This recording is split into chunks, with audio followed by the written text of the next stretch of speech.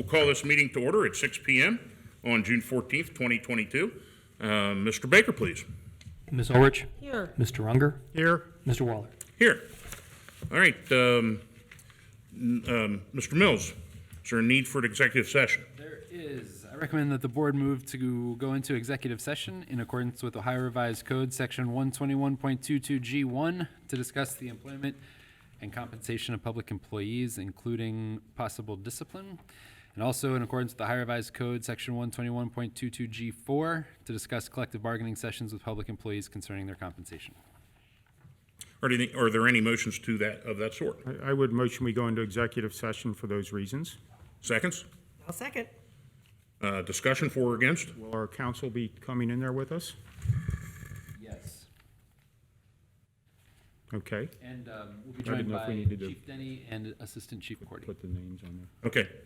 Yes, so Mr. Baker, if we will indicate who will be there in the meeting. No other comments from me. Ms. Ulrich? None? All right, call the question, please. Ms. Ulrich? Yes. Mr. Unger? Yes. Mr. Waller? Yes, so at 6:01 p.m., we're convening an executive session, and we'll be back with you shortly. Thank you. All right, as we return from executive session, Mr. Mills, any report? No, sir. All right, Mr. Baker, to the roll, please. Ms. Ulrich? Here. Mr. Unger? Here. Mr. Waller? Here. All right, we will now go to the opening of the meeting, the Pledge of Allegiance, and the moment of silence. I pledge allegiance to the flag of the United States of America and to the republic for which it stands, one nation, under God, indivisible, with liberty and justice for all. And if we could remain standing, take a minute of silence for all those impacted locally and throughout our country through the recent storms, and just our thoughts and prayers with people hoping they can make it through. Were some very, very difficult times with power loss and the heat and things going on. So if we could just think about those for a minute. Okay.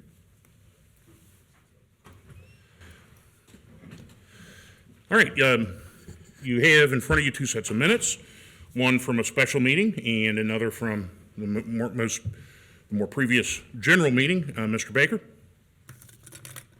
Thank you, Board. First, I have the minutes that I would ask for approval for the regular meeting on May 24th, 2022. All right, are there any motions to that effect? I motion we approve the minutes from the May 24th meeting. I'll second.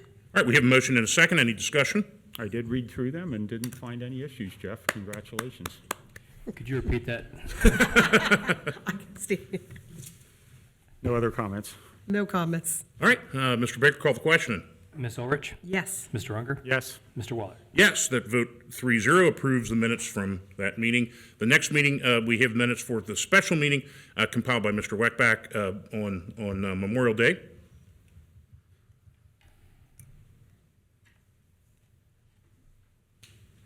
I motion that we approve the minutes from the May 31st Monday morning meeting. Was that May 31st? May 30th. May 30th meeting on the 9 a.m. meeting. I second. All right, any discussion? None. None? We'll call the question. Ms. Ulrich? Yes. Mr. Unger? Yes. Mr. Waller? Yes, that passes 3-0. We approve the minutes from the Memorial Day special meeting. Now, item number 6, presentation. Mr. Mills, would you like to make the introduction, please?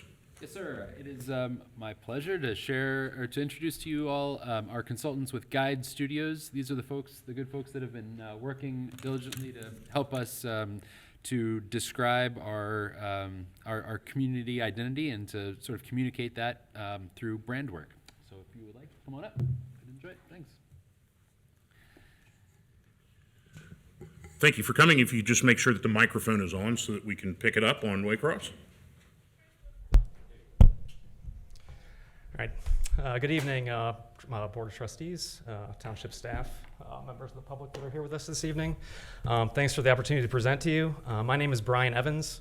I'm with Guide Studio from Cleveland, Ohio. I'm here with my colleagues, Kathy Frommett and Erica Deutsch. We've been working with Township officials and others over the past 2 or 3 months to create a new brand for Colerain, Ohio. And we're here to present a couple elements of that brand today.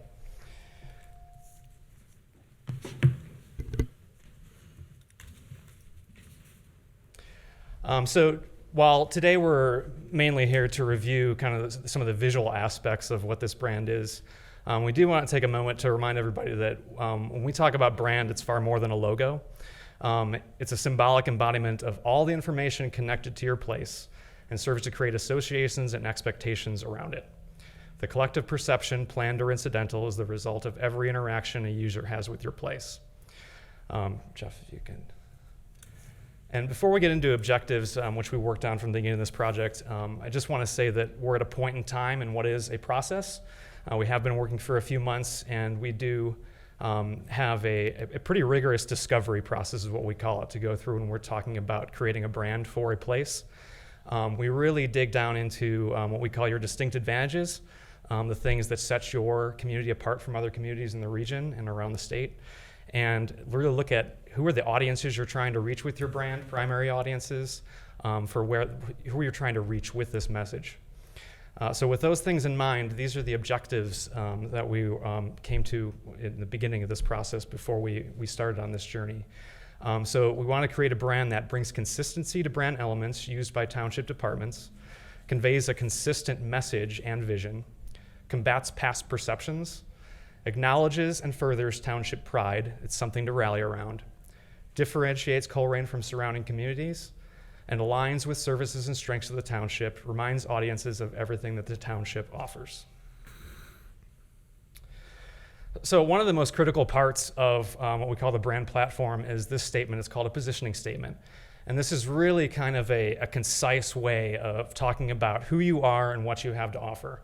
So I'm just going to take a moment to read this. This is the kind of thing you constantly come back to when you're looking to use your brand, and we constantly reference when we're creating the visuals around this brand.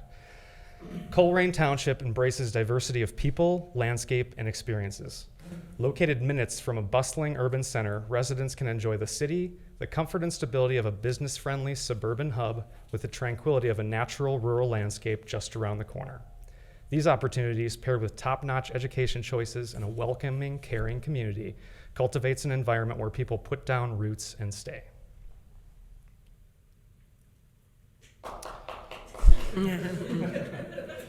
So without further ado, we'll get into the exciting part, which is the visuals.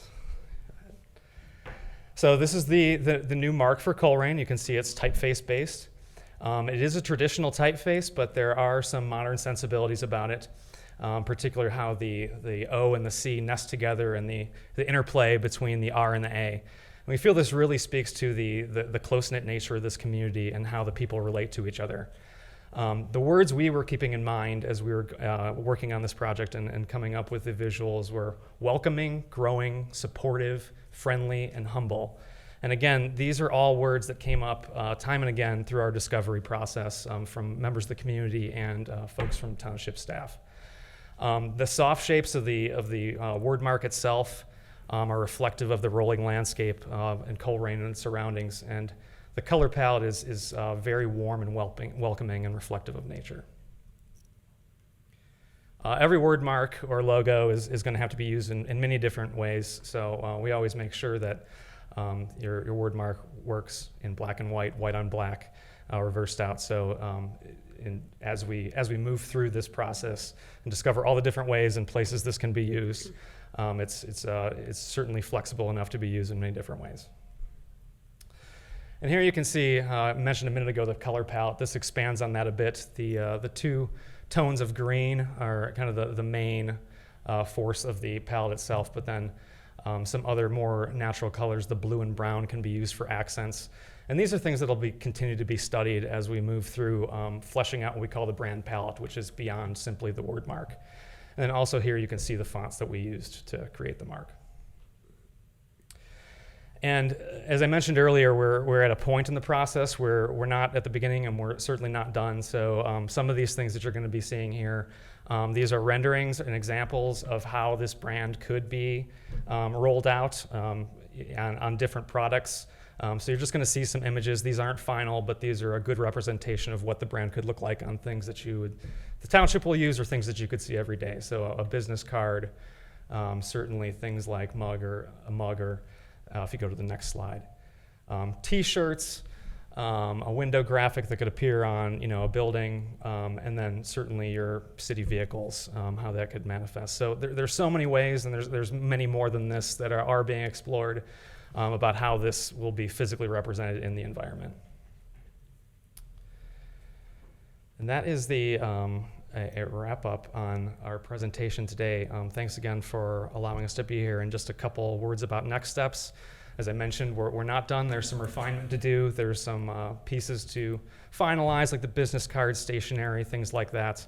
And then the other big task that we're working with Township staff on, and we had a good meeting with today, is implementation, how we're actually going to roll this out to the public, what that looks like. And so we're just starting to have that conversation, so you'll be hearing more about that in the coming weeks. So thank you. Appreciate it. Thank you. Any questions or comments? Just say that this is hand in glove with our communications efforts. And so, that brand positioning statement is something that really is going to be the cornerstone to how, we are going to position ourselves as a community, because I think it's very authentic and accurate. I mean, I think that pretty much nails it, and that's what we want to be known for.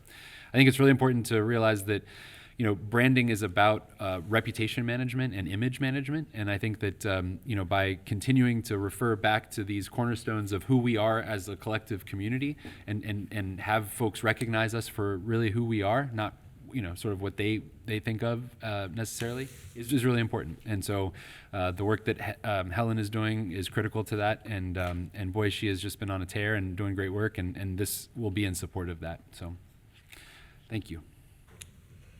Additional questions or comments? And they would, when this is fully adopted, this is compatible with the technology Waycross has, so they could just change this onto their Easy breezy. Yep. lead at no additional cost to Waycross or anything. That's right. Is that right, Dana? Okay. She says yes from the, The voice Control from room. behind the wall. all right, outstanding. Without any other questions or anything, again, thank you for updating us on your hard work. I know that this has been a central component of what administration and trustees have wanted to kind of push forward with Colerain, and we appreciate the hard work you've put into it so far. So thank you. All right, we'll move on to citizens' address. We first have, actually first, it slipped my mind, is anything does. I need to make an amendment to the agenda. Under development, so I'm going to motion under development, item F, resolution for demolition of the property of 3484 Niagara Street, be made item A1, and then the others would remain the same. Is there a second on that? No, second. Okay, we have a motion and a second. Discussion? Why? He's got some issues with Yeah. his family with their electrics out. The representative, yeah. The person needs to get Yeah, ahead. person needs to go ahead, yeah. I don't have a problem with that. His parents are without electricity, and we all know that it's not the time to be without electricity. Mr. Baker will call the question on that vote. Ms. Orich? Yes. Mr. Unger? Yes. Mr. Waller? Yes, so that passes 3-0. So under development, which is item 10, item F becomes item A1, and everything just moves down one. All right, public address, Mr. Bardak. Just to remind people, as you know, we have I guess a shot clock, for lack of further ado. Just make sure the mic is on. We thank you for coming out and sharing your concerns. Mr. Bardak. I was here for the Niagara Street, so maybe I put my name in incorrectly. I was strictly here for the demo hearing, so. You can speak now. It's not a hearing at this point. Yeah. Okay. Thank you all for the courtesy. Just some background on why I asked to be moved up. My in-laws have no power. My wife and I are gonna go over and move all their stuff out of the refrigerator and freezer into our house, and they're gonna be staying with us, but I'm not sure they're elderly, so it's gonna take some time. So thank you for the courtesy. With respect to Niagara Street, I was here at the May 10th, 2022 meeting, and I presented some pictures on the corrections that we made to the property.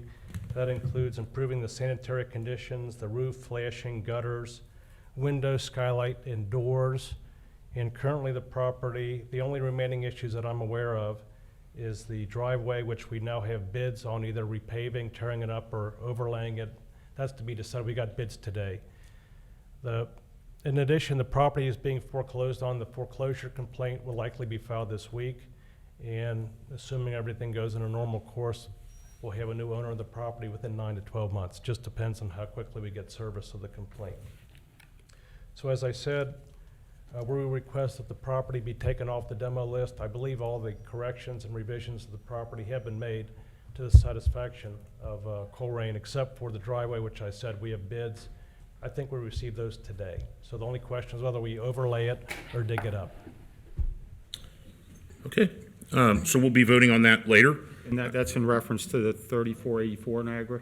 3484, yes, sir. Okay, thank you. I'll stick around in case you have questions. Okay. for that. So, thank you. Thank you. All right, next on the list is Mr. Winstrip, who I see walking in now, I think. Your Honor, that's a, yeah, I don't know about that. You're next, yeah, thank you. You've got me all giddy with the Your Honor I've stuff. heard you call that. I know. I've heard you call a lot of things, Matt, but Thank you for coming out tonight, and just a reminder that we do have a shot clock. It's not going to be an issue, I doubt, because you have a list, so. And I'm going to be short, but I think everyone will remember that we were here a month ago in order to talk about the what is it, 7594 Harrison Avenue. And we've tried to tell you all of the problems that we had in order to foreclose on this particular matter. Quite frankly, the gentleman who owned the property moved to Illinois and a number of different places. Then when we thought we knew where he was, he went into a nursing home. And then when we thought that we knew where he was, he went back out of the nursing home. And then we started using the post office, and the post office would always come back with an indication that the person who signed it was COVID-19. Now, obviously, he wasn't COVID-19, but a court of appeals in Hamilton County recently held that that's not good service. So we worked a long time, a much longer time than has ever occurred in our office anyway. In a way, it's almost embarrassing. We had to come on the carpet and explain why it took so long. Nobody, especially our client, Miami Savings, has not been sitting on this. It's been a difficult situation. We now have service. We have a judgment. We have an order of sale. That sale is coming up in, I think, 8 days. And what we've tried to do throughout all of this is to keep everyone here aware of what we're trying to do. As soon as the appraisal came out, we reported that, which, by the way, was $120,000. We've recently found one buyer that we expect will make an offer, and another one who might. So in 10 days, there's going to be a new person involved in this. And what I offer, or what I asked for a month ago, was to wait until the sale, which is the 22nd of June. And when that sale comes, there's going to be a new person involved, a person with an equitable interest in the property, who I'm sure will do whatever you want that person to do. So we're asking that you give us that additional period of time so that we can tell you who the new person is.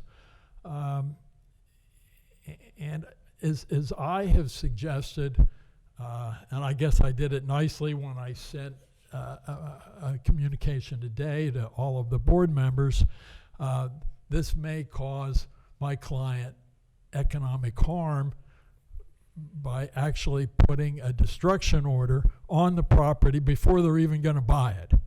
Well, my client said that I really soft-pedaled that. There's going to be a lot more likelihood of a loss than maybe I indicated. And I'm asking you all here today to give us a little bit more time. What I've already done is even though we haven't had the property sold yet, I've already prepared an entry confirming sale and ordering distribution of proceeds, because I'm trying to do everything that I can to keep this board happy. And that's what I'm trying to do. But I ask that you give us a chance so that the creditor does not lose money. This lender has financed a lot of properties in Green Township. He's going to finance a lot more property. There isn't any good reason to execute that particular demolition order right now. It won't do any good because we're already selling the property on the 22nd. So I ask you, if you have any questions of me, if you're wondering if there's anything else we could have done, I'll be happy to try to answer. But we do ask, and my client definitely asks, that you give us a little bit more time. Does that mean I'm out of time? Yes, sir. Well, that came at just the right moment. I'm finished, but thank you for your consideration. Thank you, and we will, as I told Mr. Pardak, we'll be voting on that under number 10, so. Thank you. I'll wait for that to happen, and that'll be a public vote? Yes. It'll be tonight, yes. I will be here for that, thank All you. right, thank you, sir. All right, next on the list, Jim and Mary Ann Burns. I'm Jim Burns. I spent a lot of time in Colerain Township, and I love every minute of it. I want to especially thank our elected representatives. You make a tremendous sacrifice, not only campaigning, but coming to meetings like this and fulfilling your requirements to enhance our representative form of government. I shop, eat, and play here at Colerain Township, and I especially want to thank the members of the police. I see the chief. Hello, chief, for keeping us safe. We really enjoy it here. My last comment, a little firehouse here. I heard that some funding has become available to replace some old firehouses. I think it would enhance the ability of Colerain Township to attract professional, well-qualified people to work in the fire department. And I'm especially thankful if it could be paid for out of current funding rather than by selling bonds and borrowing money. That's the end of my comment. Can somebody pass this on to the fire department for me? He's right back there. There's Chief Wells over there. Thank you very much. Thank you.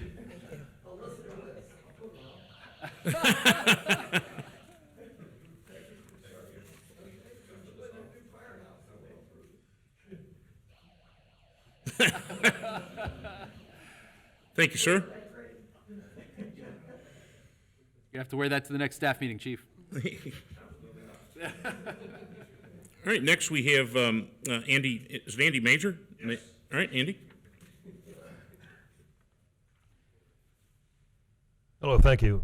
My name's Andy Mazur. I am a precinct executive for the Hamilton County Republican Party, Colerain Township, precinct Colerain R.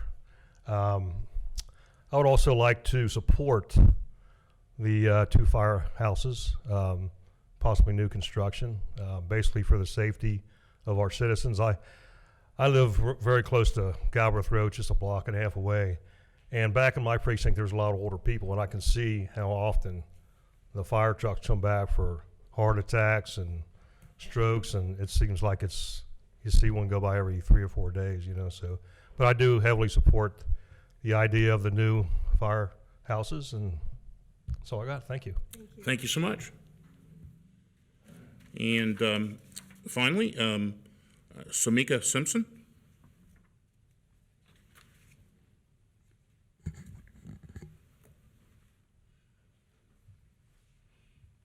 Hello. Hi, thanks for coming out. You're welcome. I think my property was on the docket. Yes, 3483 Yes. Okay. Niagara. Yeah. Yes.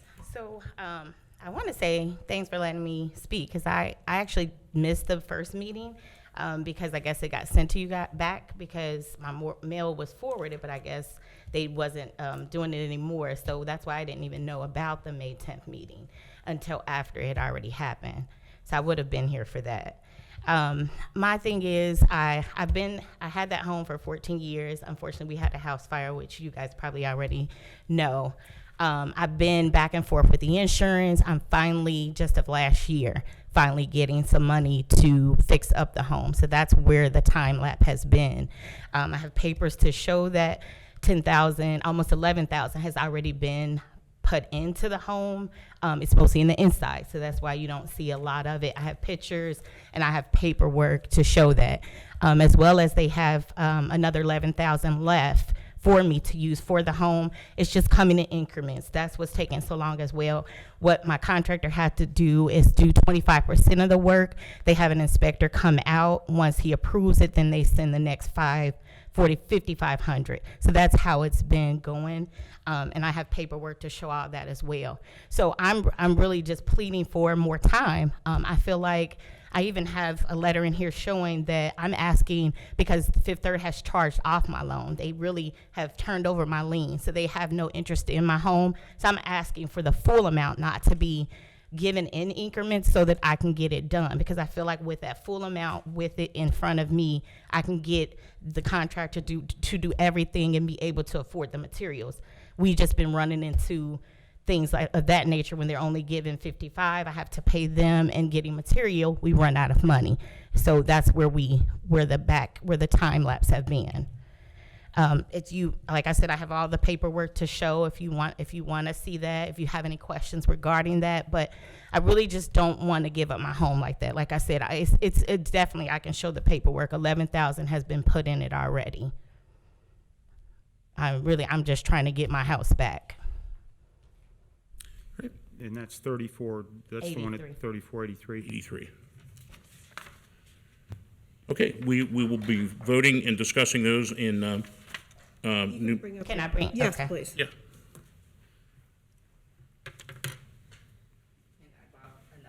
Okay.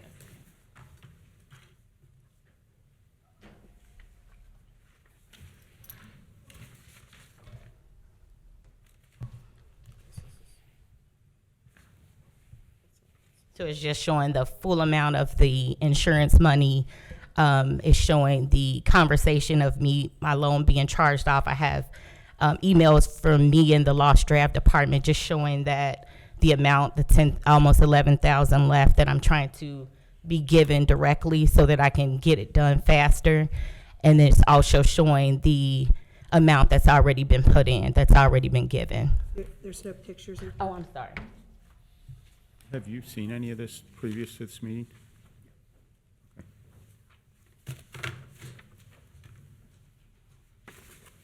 Yes, I don't think we have updated pictures in here. See, I think she was going to go get them. I meant in our file. Near 3483. The pictures is just the drywall that's been put up, and then I know they had an issue with the yard, so that's been taken care of as well. Then we'll debate that when that comes up on the agenda this evening. Okay.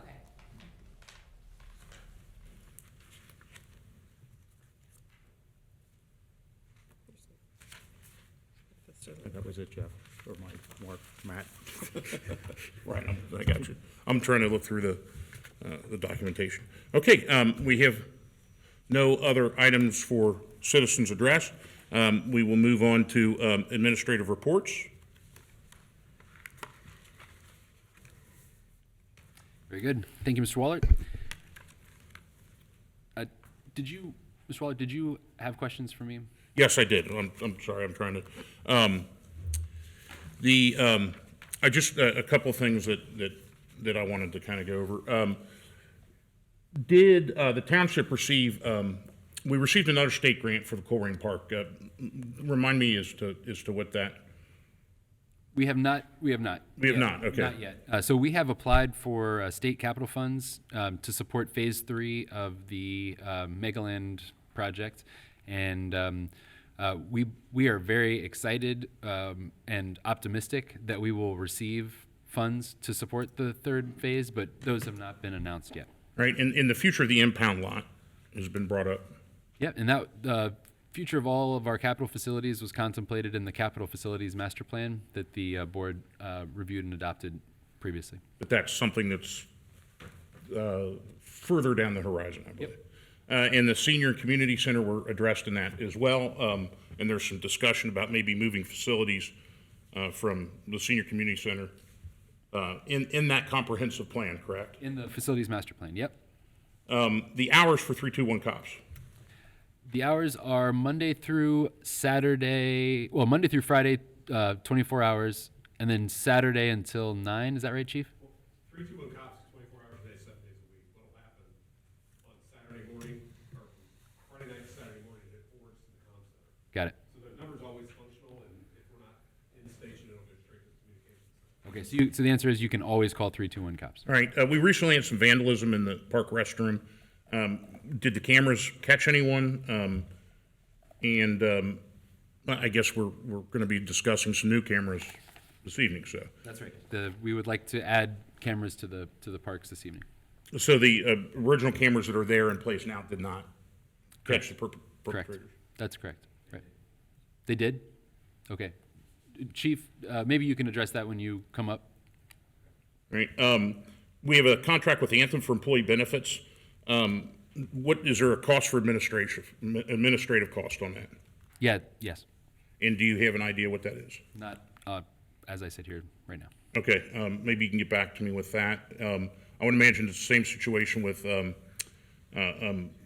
Superior Dental Care. Yes. And HSA, how much does each employee receive for HSA? It depends on what elections they make. So it depends. So we offer different plans, and if there are the platinum plans, and then there's I think 6 gold plans, and so it depends on what the employee elects, and that determines how much they get in their HSA. For example, I don't take the insurance, so I don't have Any. any. Right. All right. And the last question, a little bit more involved with regard to. With everything that's going on with the heat, perhaps you could go over kind of the heat locations and the process that goes through deciding when you're going to name a heat emergency location, or is this something better for the chief? Or Like a cooling center? yeah, and how that's communicated, and so that people watching this who are going through this unfortunate incident know in the future where to look and how to look. I know that in this case we were listed under Hamilton County with, Yes. I think we had four different heat centers that are still open, I believe. Yep. And we still have a number of people here in Colerain that still do not have power the last 3 or 4 hours ago I checked. But perhaps you could go through that process so people know in the future how it's done and what to look for and where to go. Sure. Yeah, there's a number of different places. If you subscribe to our Circle newsletter, that information will be sent through Circle. If you're on Facebook, you can get the information through Facebook. The Hamilton County Emergency Management Agency, as you suggested, keeps a comprehensive list of cooling centers throughout the county. I know that there was significant coverage in the press on where cooling centers were located. In Colerain Township today, the Groesbeck branch of the library, the North Central branch on Hamilton Avenue of the library, which is in Colerain Township, and the YMCA and our senior center were all open for folks to cool down and get out of the heat. And those are currently still, we haven't hit the top temperature right yet. Right. So our senior center closed at 4, but all the other centers, the other 3 centers are open. All right. Yeah, I think that's all I had. If Great. you have an additional. Okay. Very good. Let's start with Mr. Weckbach. Would you like to give your administrative report?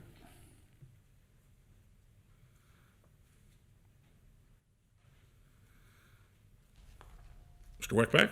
Good evening, Board. So this month was another great month for our litter picker-uppers.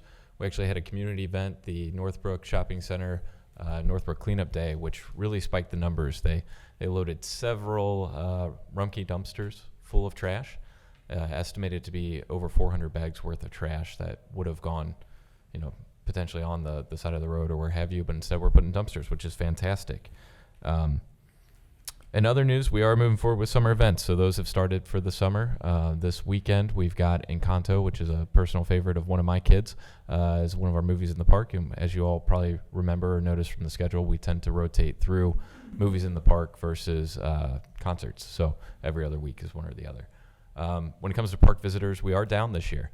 Colerain Park is significantly less than last year. I know that that park was very popular for walkers. And my suspicion is that as people come out of COVID, they're having to go back into the office. They're not able to come and take those walks in the early morning like they were in the past. Clippard Park is still doing great. Heritage Park is about the same as year over year.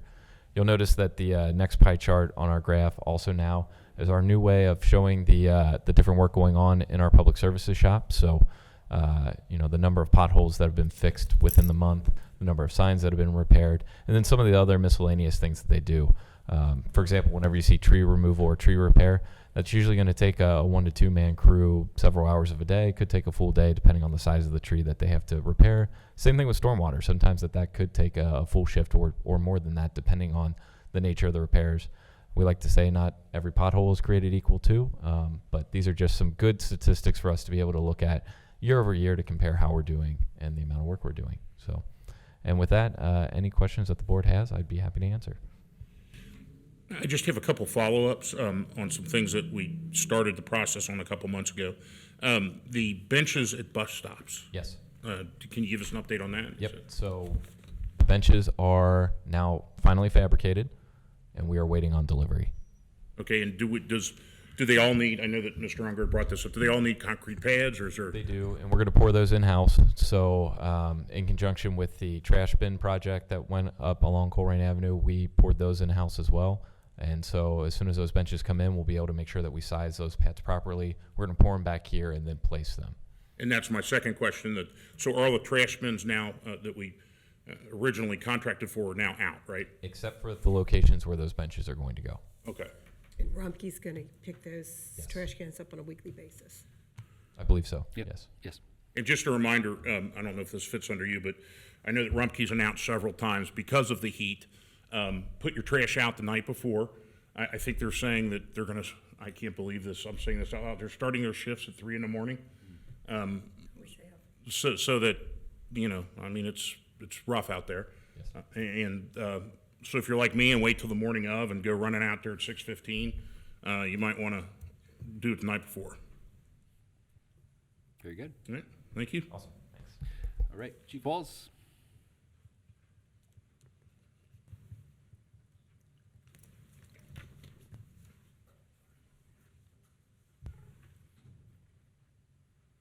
Chief? Good evening to the board, administration, and those in attendance. Mic is off. We good? There we go. There we go. Good evening to the board again, administration, and those in attendance. Quickly to address the weather. So following the storms last night and looking ahead at current weather conditions, I just had a look at the Duke outage map. We still have residents here in the township without power. So in the Beavis area, which is kind of an area bound by Struble Road, Colerain Avenue, and probably Pottinger, we have about 500 residents without power. In the Northbrook Skyline Acres area, about 100 residents. In the Groesbeck White Oak area, about 600. And in the Dunlap Pleasant Run area, about 100. With some of those, or the majority of those, not estimated to have power restored until 11:59 p.m. tomorrow. Oh, no. So looking ahead then at the weather over the next 3 days, that heat index is in excess of 100 degrees. There's an excessive heat warning until 8 p.m. tomorrow night. But we should get some relief on Friday with another system that'll come through, drop the temps and humidity over the weekend. But if you look ahead to next Tuesday, they're forecasting a temp of 98 degrees. So we'll get a little relief over the weekend. With that being the case, Administrator Mills discussed the cooling centers that are open in the township. Obviously, staff are in contact over the course of the day about the community center and what have you. So we're on the ball and trying to do the right things for the residents.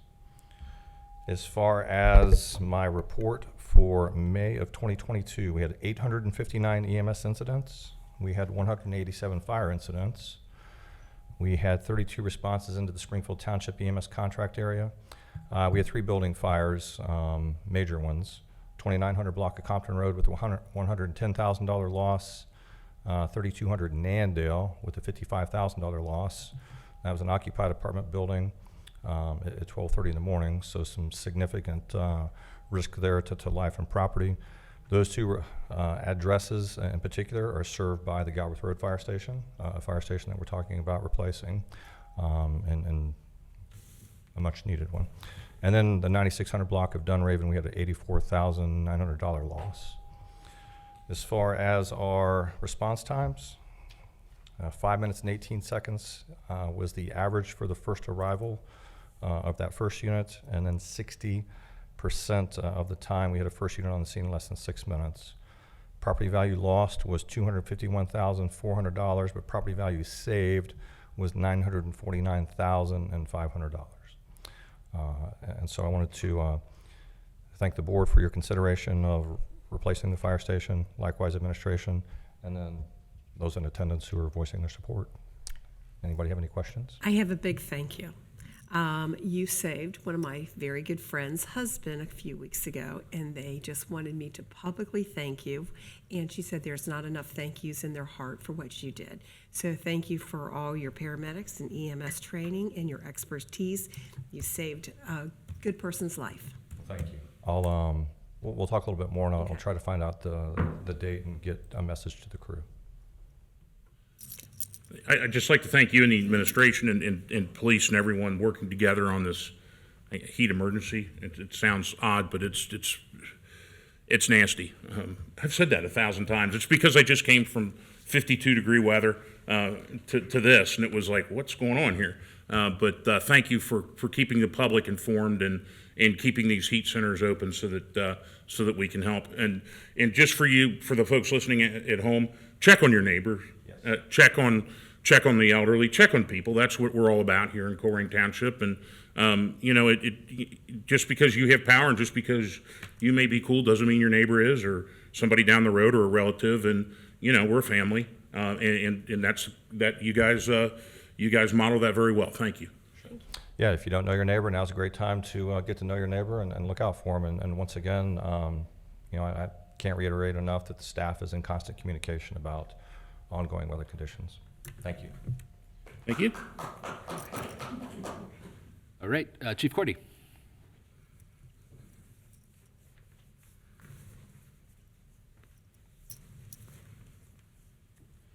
Welcome, Chief. You and Mark are going to have the same. Good evening, Board. Good Everybody in attendance. For the month of May, Police Department, the information that's up here looks like it's for the year, so let me break it down for the month. We responded to 4,267 calls. That's about a 12% increase over May of 2021. That's on average 137 plus calls per day. It's a lot of calls to be handled by about 6 officers per shift, so 137 per day. We're on pace right now to have 44,000 calls per service. We responded to emergency calls in 2.1 minutes. We conducted 130 traffic stops, which resulted in 11 OVI arrests. There was 1 use of force, 0 pursuits, and 114 physical arrests. Our code enforcement officers handled 404 complaints, abated 19 properties, and referred 2 cases to housing court, and we had 1 sustained internal complaint. Some other news about the police department for this month: it was National Police Week in the middle of May. We had our honor guard participate in the Police Week memorial ceremony down at Fountain Square, and as well as the Memorial Day event, as you know, here in Colerain Township. Exciting news for us in our department. In the last about 3 weeks, we've had our bike team out.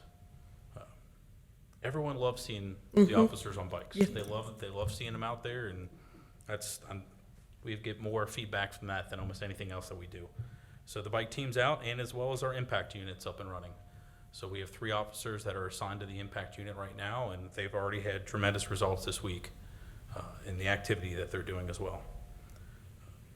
Just great results already, so it's pretty great to have those guys out there. A little update on the park investigation. Obviously, it's an ongoing investigation. We do have a little bit of information to work with the cameras.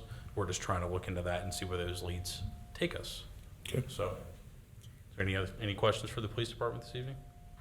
I just have one that just to review for folks that might be watching. You hear use of force and you kind of sit straight up. Could you define for those watching what our use of force definition is from Colerain Police Department? Pretty lengthy answer, but I guess probably the easiest way to be able to say this is if it's use of a taser, use of a strike, use of displacement tactics that results in an injury. So if someone hits the ground, it's use of force. With officer involvement, yes. Okay. So because I think some people may hear use of force and think of use of ultimate force, and that's not how we define it here. We keep use of force is pretty wide. At this point, majority of our use of forces are going to be uses of OC spray, pepper spray, or tasers. Okay. Just to kind of clarify that. Any other? Thank you, Chief. Thanks for the hard work.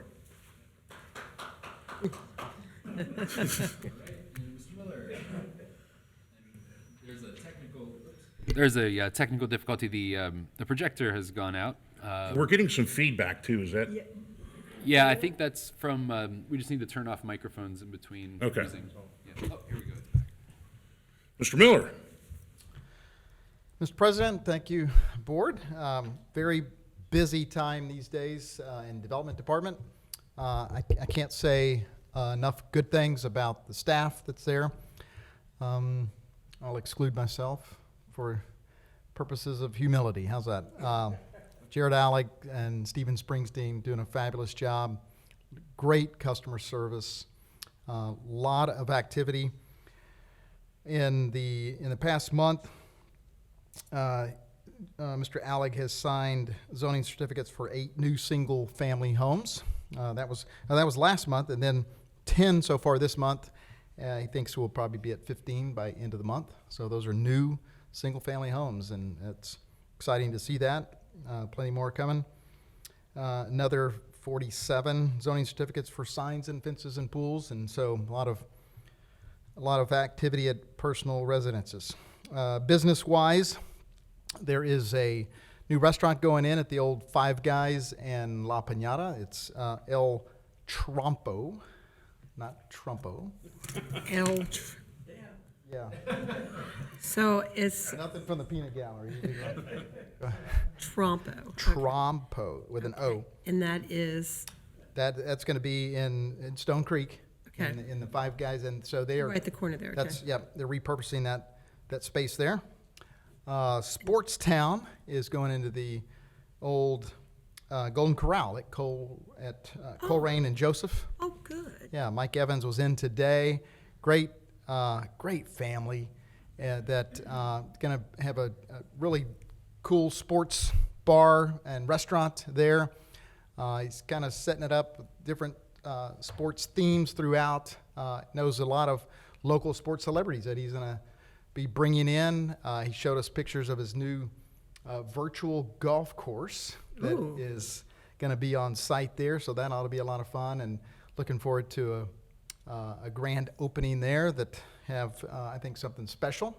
So we'll see how that plays out. Richie's came in, got their BZA approval for their business expansion down just on Colerain, south of Ronald Reagan, and got a little menu tweak, and just, again, a lot of excitement there from them.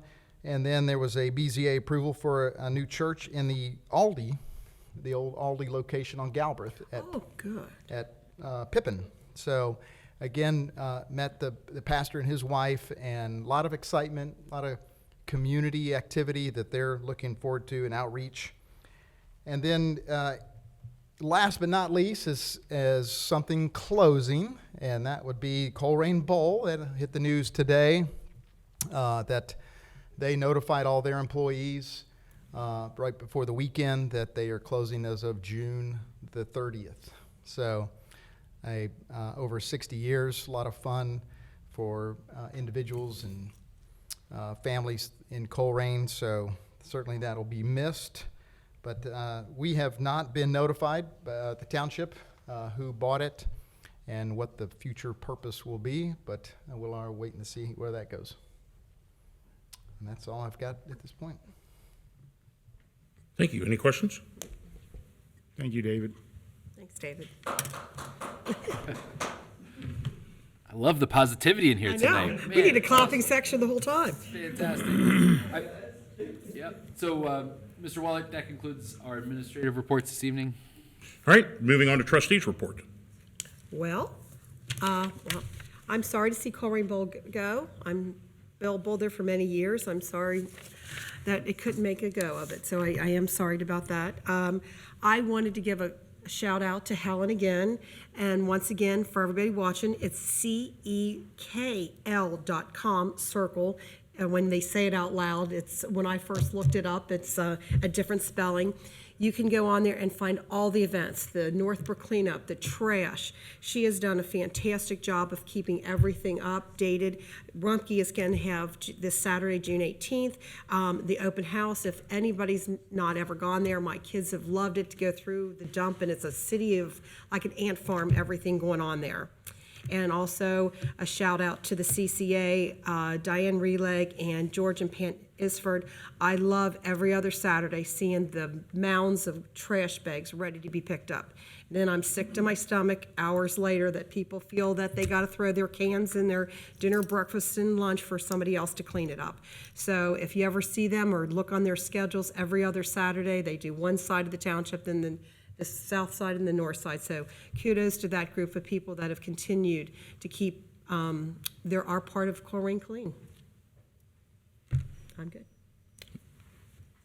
Thank you, Matt. Yes, the bowling alley. I've had our scout troop up there. I've been there a number of times, not so much recently, but nobody wants to see it go away. I know when the governor of Ohio made a decision to close so many businesses, well, the one I was working for was one that was closed also, and it's really tough as a bowling alley or a walk-in restaurant or retail business to recover when you lose 6, 8, 10 months, a year's worth of revenue. And I wish the family that owns that the best. And I've heard different rumors about who may buy it. I've checked the auditor's website as recently as today, and as Mr. Miller said, there doesn't show to be any change in ownership at this time, but I guess if that's what they've told their employees, that's what they have told them. We had a marvelous Memorial Day service a couple weeks ago up at the corner of Colerain and Springdale, and I'd like to thank everyone who participated. And my tip of the day is everybody knows I advertise my phone number a lot, 513-404-3057. I got a call today from a lady who had a tree fall over in her backyard, and if it's in the backyard, it is very likely yours. She said she's been in her house for 40 years, has never reached out and called the township for anything. And when I get those, I do hand all those off to Mr. Mills, and I'm sure he will respond. But my tip to you is on a nice sunny day, think about having an arborist or a tree service come out and maintain your trees. I have a big oak tree at home.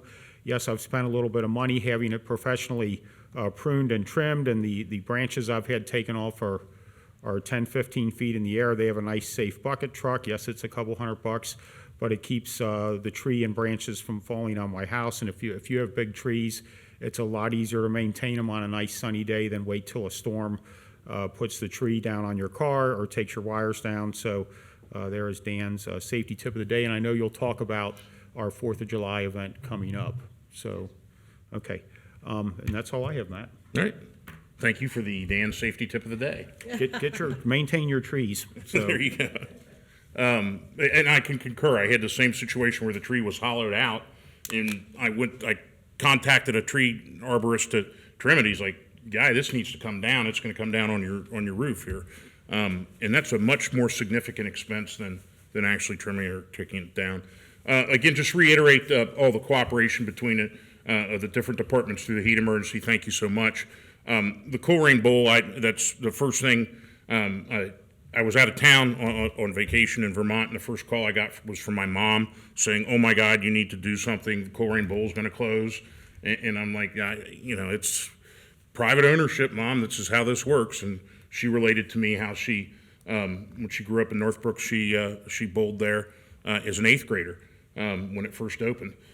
So it's definitely sad, but you know, we have a good. You heard from Mr. Miller, and you heard about his department, and we have good people in a position to kind of move Colerain forward and make memories at other new places, hopefully. Tomorrow I'll be on the solid waste board meeting, updating with the solid waste plan.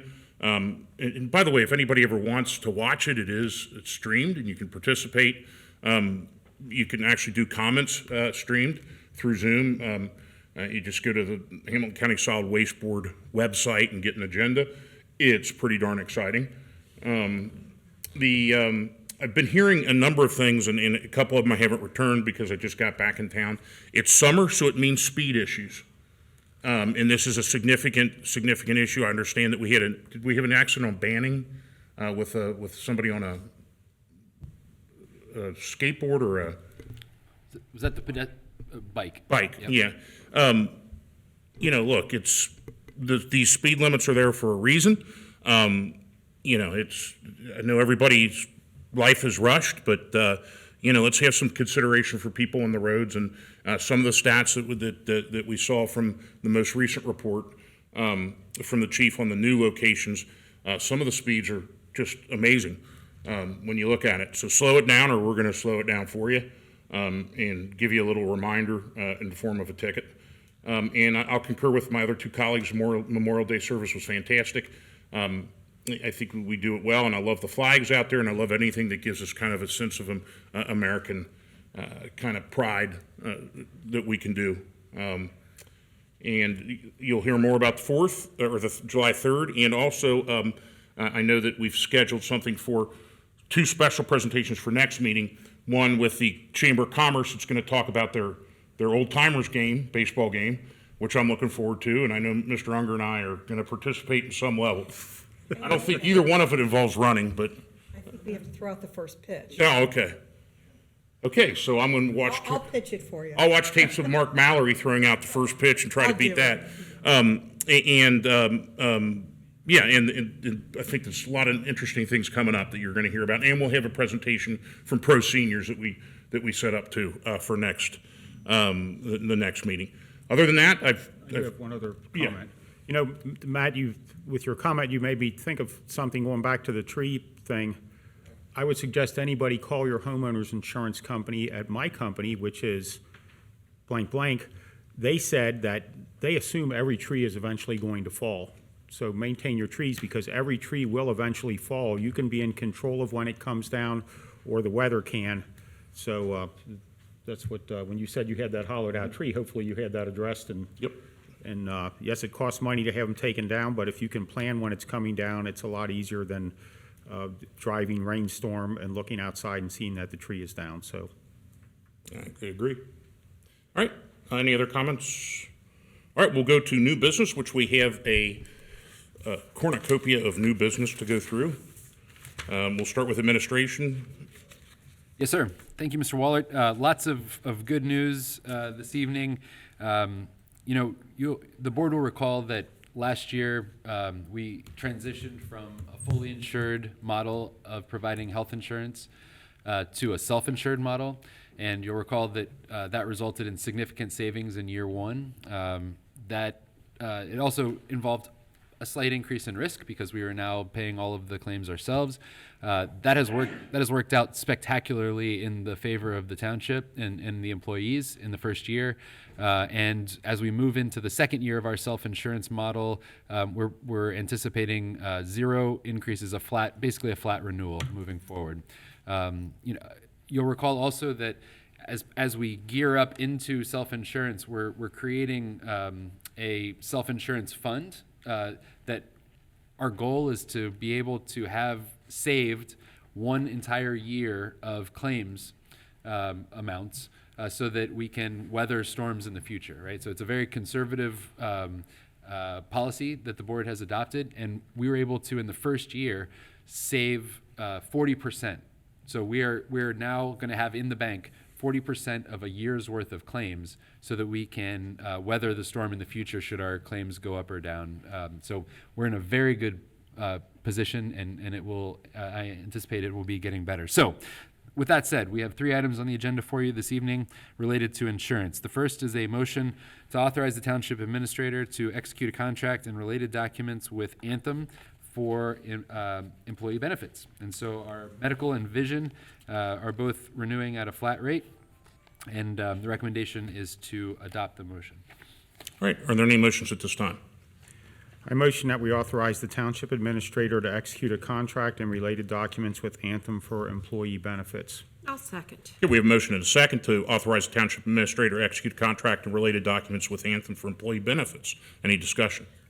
Jeff, I think the audience should know that there's no cost inflation to this policy, correct? None. None. Right. So it's terrific job with this. Thank you. Thanks. Yeah, and typically the township pays 80% and the employee pays 20%. And so for most models for the platinum plan, and then there's other plans. There's a gold plan, which can range from 30%. The employee pays 30% to the employee pays 0%. And it's complicated. I can give a more complex presentation in the future, but we save money, our employees save money, and this is positive.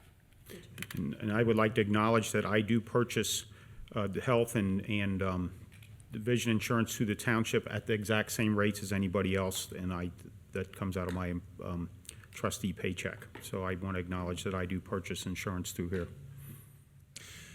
Just with these 3 motions altogether, I think I mentioned it when we went over this, but I very much applaud administration making this move because, the cost to you personally, it was a risk to you to be a disruptor and do something others weren't. And I like that you had the courage to say, no, we're going to do something different, and we're going to, because if had it gone wrong, Yeah, I'd be in trouble. you'd be in trouble. And you took that risk and you took that courage, and I love that, and it's paid big dividends, and I appreciate you doing that. It just shows that sometimes disrupting pays off, and I certainly thank you and administration for that. Any other comments? Mr. Baker, we'll go ahead and call the question, please. Ms. Ulrich? Yes. Mr. Unger? Yes. Mr. Waller? Yes, that motion passes 3-0 to authorize the Township Administrator to execute contract and related documents with Anthem for employee benefits. Item B. Yes, sir. So this is an item that authorizes the Township Administrator to execute a contract and related documents with Superior Dental Care for employee benefits. This would be a transition from Anthem Dental to Superior Dental and would result in a 2-year rate lock that reduces cost by 5.1%. So the recommendation is to approve. Any motions? I motion that we authorize the Township Administrator to execute a contract and related documents with Superior Dental Care for employee benefits. I second. All right, we have a motion authorizing the Township Administration to execute a contract and related documents with Superior Dental Care and employee benefits. Any discussion? Yes, I buy dental insurance through the township at the same rate that anybody else pays. All right, Mr. Baker? Ms. Ulrich? Yes. Mr. Unger? Yes. Mr. Waller? Yes, that passes 3-0 for Township Administrator to execute a contract and related documents with Superior Dental Care for employee benefits. Item C. Yes, sir. This is a motion to authorize the administrator to execute a contract and related documents with Standard Insurance for employee benefits. So this is,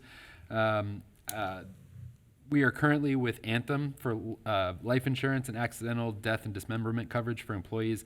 Our staff evaluated the marketplace for these products and was able to obtain a quote from the Standard.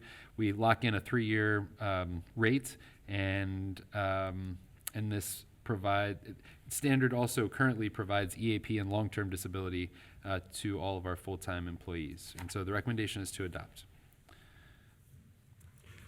I motion that we authorize the Township Administrator to execute a contract and related documents with the Standard for employee benefits. Second. All right, we have a motion and a second. Any discussion? Jeff, the life insurance policy it seems to me when I started here 5 years ago, there was a an amount for a term policy as long as I'm a trustee here? Yeah, so all full-time employees and trustees have access to, I think it's $50,000 of coverage for free, and then the option of buying additional coverage from the provider.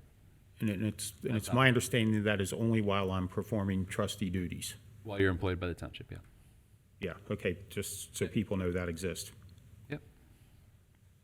Any other discussion? No. All right, Mr. Baker? Ms. Ulrich? Yes. Mr. Unger? Yes. Mr. Waller? Yes, that passes 3-0 to authorize Township Administrator to execute contract-related documents with the Standard Corporation for employee benefits. Item D. Yeah, and before we move on, I just want to acknowledge that this took a great deal of effort from Jeff Weckbach and Renetta Edwards and our team at Mago and Braybender. It's been a great team that's resulted in really wonderful outcomes. Item D, E and F are similar. They are all memorandums of understanding for your consideration. The United States Congress adopted Senate Bill 475, the Juneteenth National Independence Day Act, on June 17th, 2021. President Biden signed that act into law that established June 19th as a national holiday called Juneteenth. Also on June 17th, 2021, Ohio's Governor Mike DeWine appointed and recommended Juneteenth, June 19th as a state holiday. So it is a federal and state holiday. Our township policy says that all regular full-time employees are eligible for holidays as defined in the Ohio Revised Code. It also says that all employees covered by collective bargaining agreements shall be eligible for holiday pay as spelled out in their respective agreements. So, as we sit here today, our township's non-union employees will enjoy next Monday as Juneteenth observed. That will be off as a holiday by virtue of the Ohio Revised Code's acknowledgement of that day as a holiday. But in order for the unionized employees to have this day off, they need to amend their collective bargaining agreement, and the tool that's used to do that is called a memorandum of understanding. There are 4 MOUs here for your consideration, and so item D is a motion authorizing the township administrator to enter into a memorandum of understanding with the IAFF Local 3915, which is a union that represents our fire department, that would result in them having Juneteenth as a holiday. All right, are there any motions at this time? I motion that we authorize the township administrator to enter into a memorandum of understanding with the IAFF. Any seconds? Second. Discussion? So on the Article 20 holidays and personal leave, it says Juneteenth, June 19th, which is a Sunday. So, and because the fire department works 7 days a week, the folks working on Sunday, and I realize this is the first year for it, so they'll get the 8 hours plus, or will that be considered a holiday? Is there a holiday rate, and is that how they will be paid? So if you're working, you get the holiday rate of pay. If you are not working, you get hours credited to your holiday time off bank. So you'll get that time credited. So if you're working, whatever that holiday rate is, if you're working on Sunday, if that's your regular assigned shift. Okay, and then there's a note on here that the cost of providing this holiday for this bargaining unit is $19,392.77 estimated, Yes. which I guess we'll find somewhere in the budget. Any other comments, questions? None. All right, Mr. Bick, we'll call the question. Ms. Ulrich? Yes. Mr. Unger? Yes. Mr. Waller? Yes, that passes 3-0. Motion authorizing township administrator to enter into MOU with the IAFF. Item E. This is a similar resolution or motion authorizing the township administrator to enter into a memorandum of understanding with AFSCME Ohio Council 8 and the AFL-CIO Local 3553. This is the union that represents our public services employees. All right, are there any motions? I motion that we authorize the township administrator to enter into a memorandum of understanding with AFSCME. Second. Discussion? And that also shows the holiday as being on June 19th, which is a Sunday, but now will these folks be off on Monday or? Yes.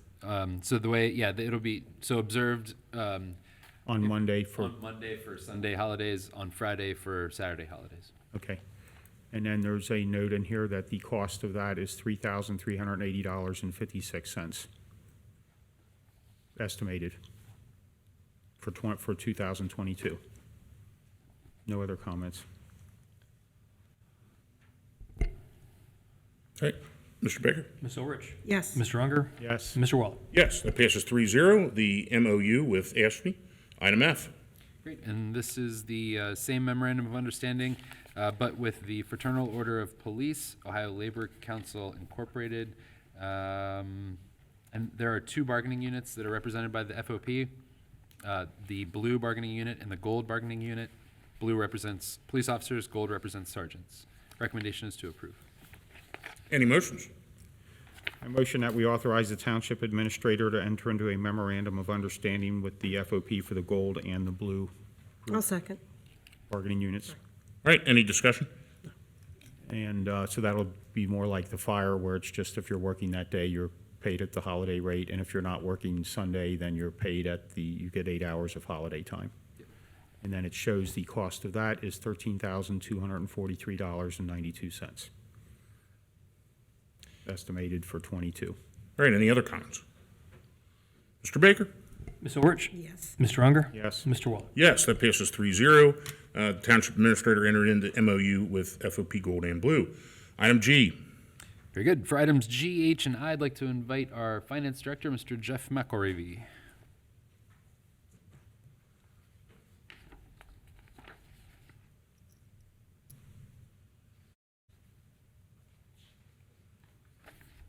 Good evening, Mr. McElravy. Good evening, Board.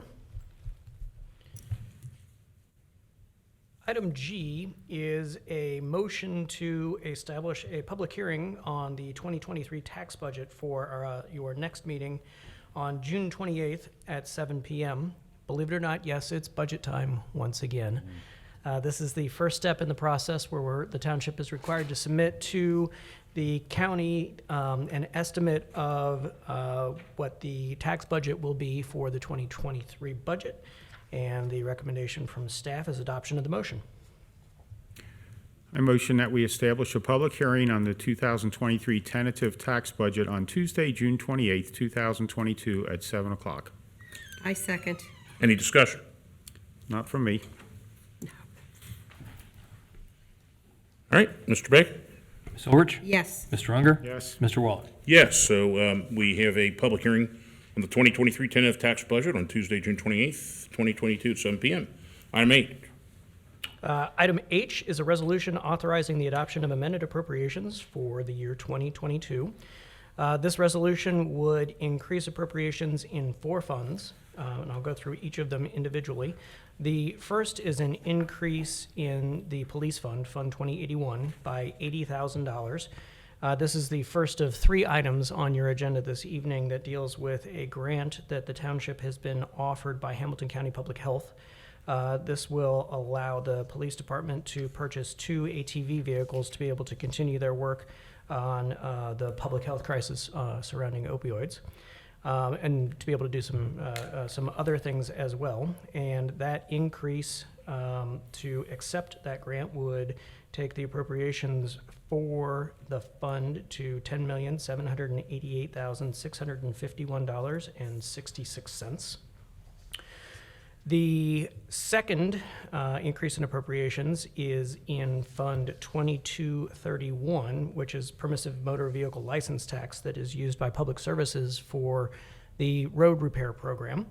The $215,000 are actually funds that were budgeted in 2021 and ended up not being used as part of the road program. So what we're doing is bringing those funds forward in order to be able to do additional cape sealing projects in 2022.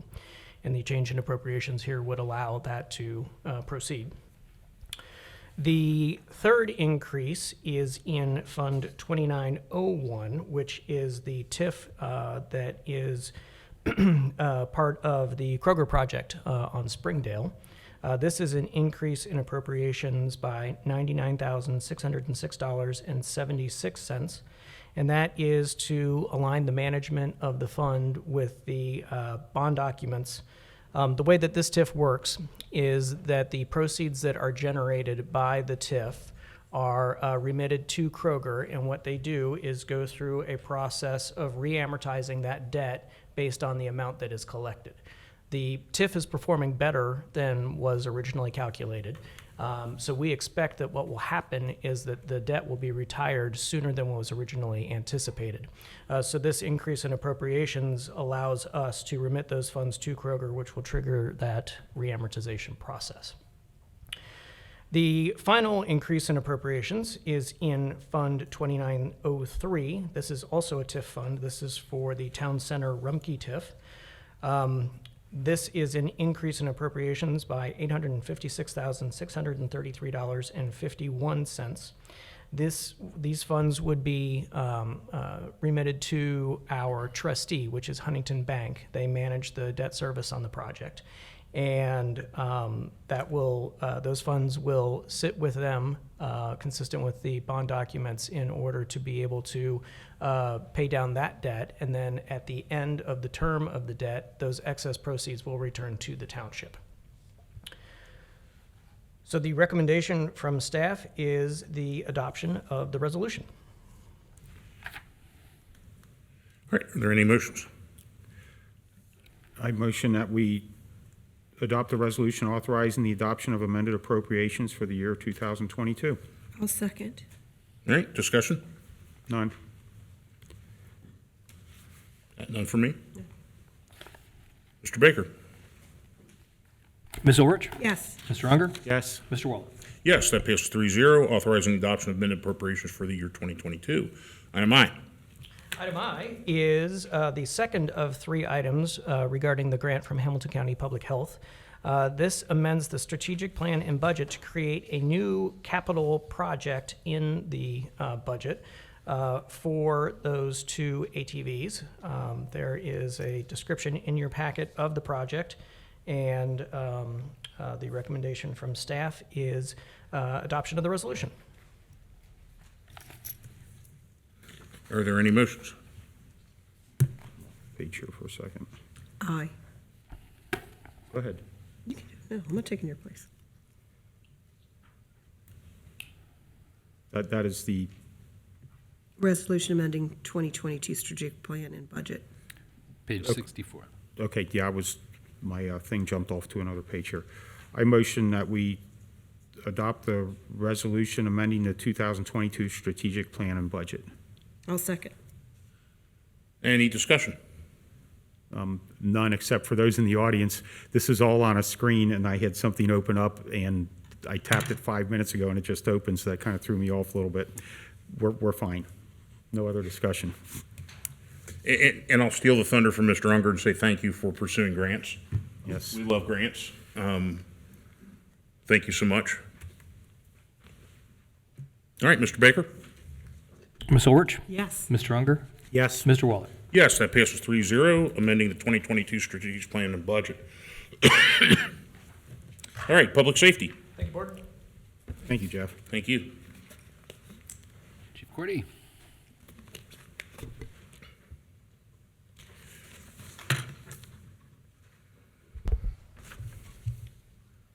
Board, I'm with you now for the next few minutes, so quite a few items to discuss. On the heels of Mr. McElravy, the third item is the board, I have a motion here to authorize the township administrator to sign a purchase agreement with Polaris Sales. This is an agreement with Polaris Sales for the purchase of the two all-terrain vehicles, accessories valued at $67,048, and the funds will be purchased through this grant. The remainder of that, as you recall, the full grant was $80,000. The remainder would be used towards gas. Most likely, we're going to need to purchase a trailer for this as well, and it's just the accessories that's necessary that we need for this as well. There's no pictures of it. I can get you a picture. I just want to see how fun these things look. Trustee Ulrich, picture the coolest all-terrain vehicle you I can know, think that's of. what I'm looking at. There's every option on there. I'm going, I want to see one of these babies. They're pretty impressive. There's Yeah. no way around that. So, All right, any motions?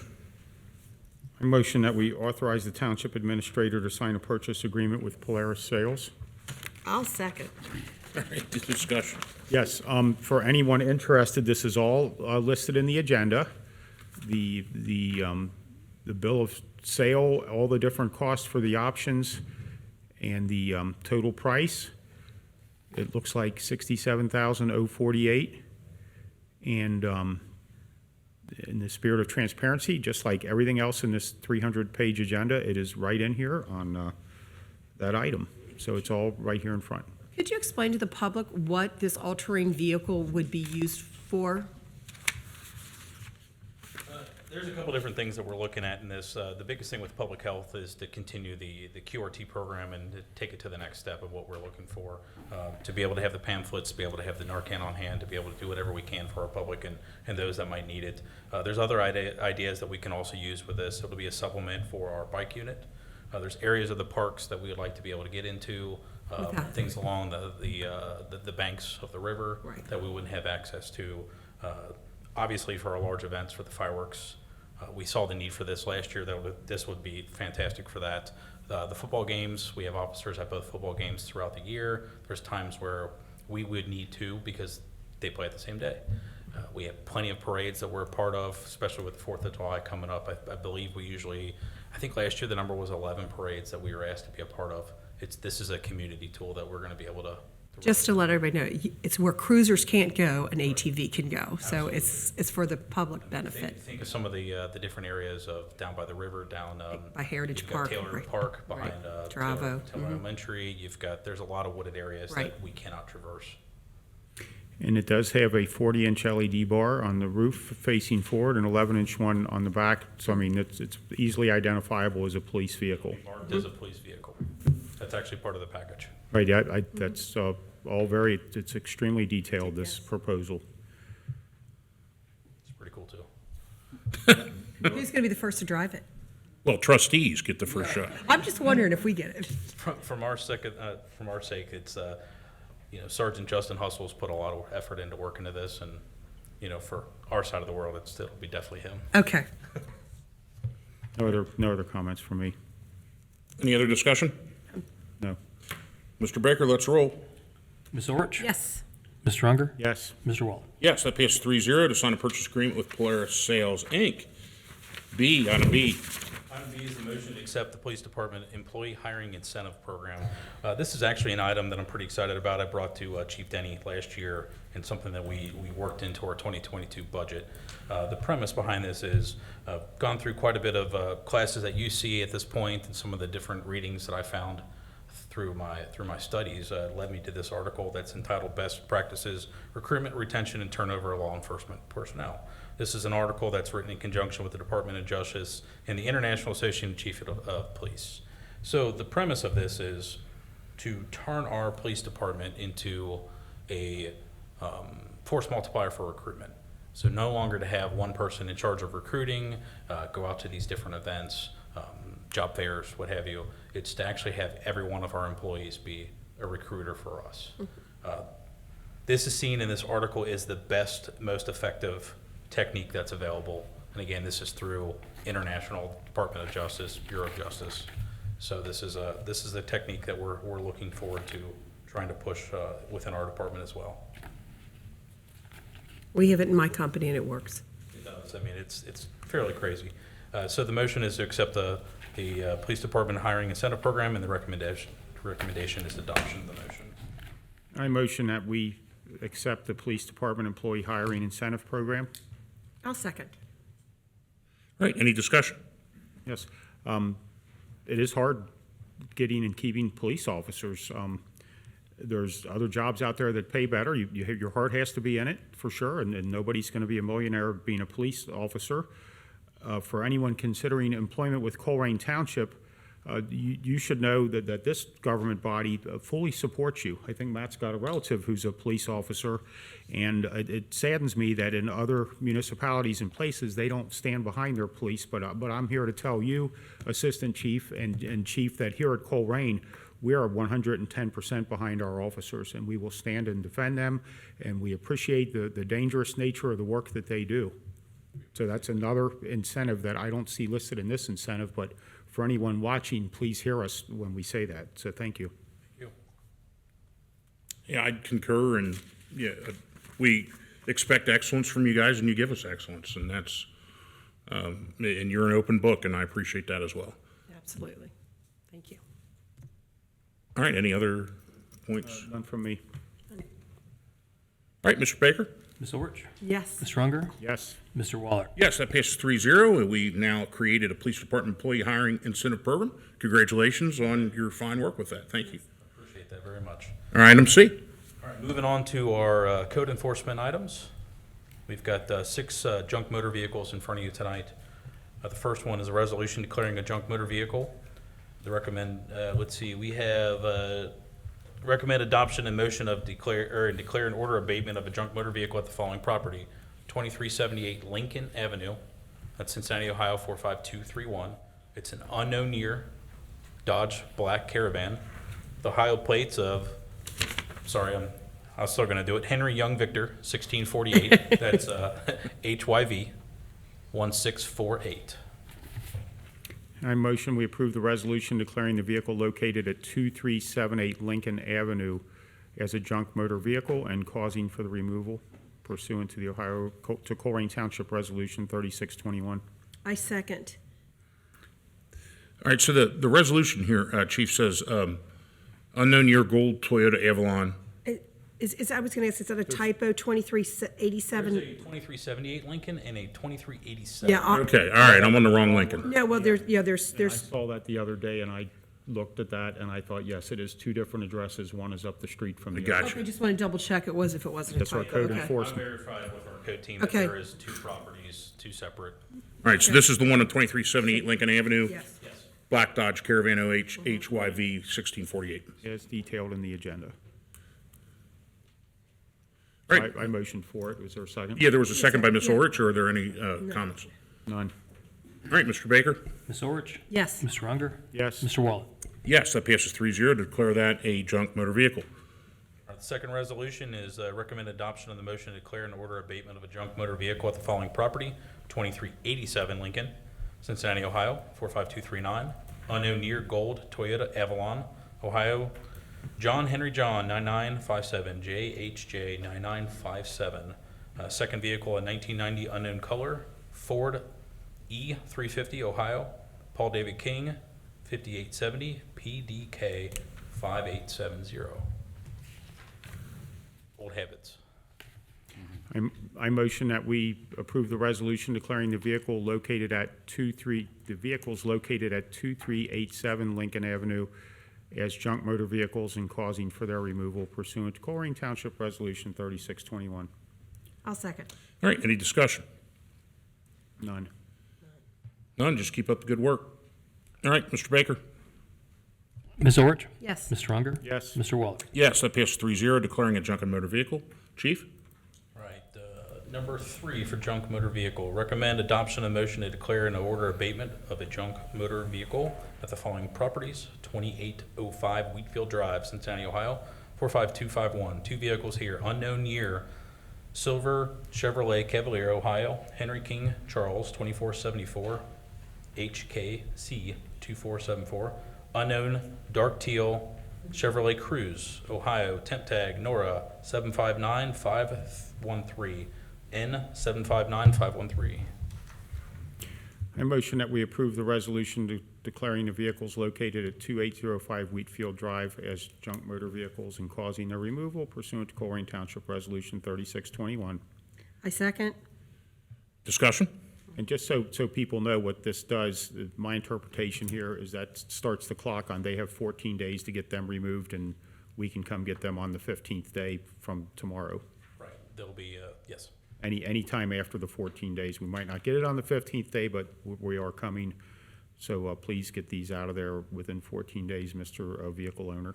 Yes. All right, Mr. Baker? Ms. Orich? Yes. Mr. Unger? Yes. Mr. Waller? Yes, that passes 3-0, declaring a junk motor vehicle. Chief?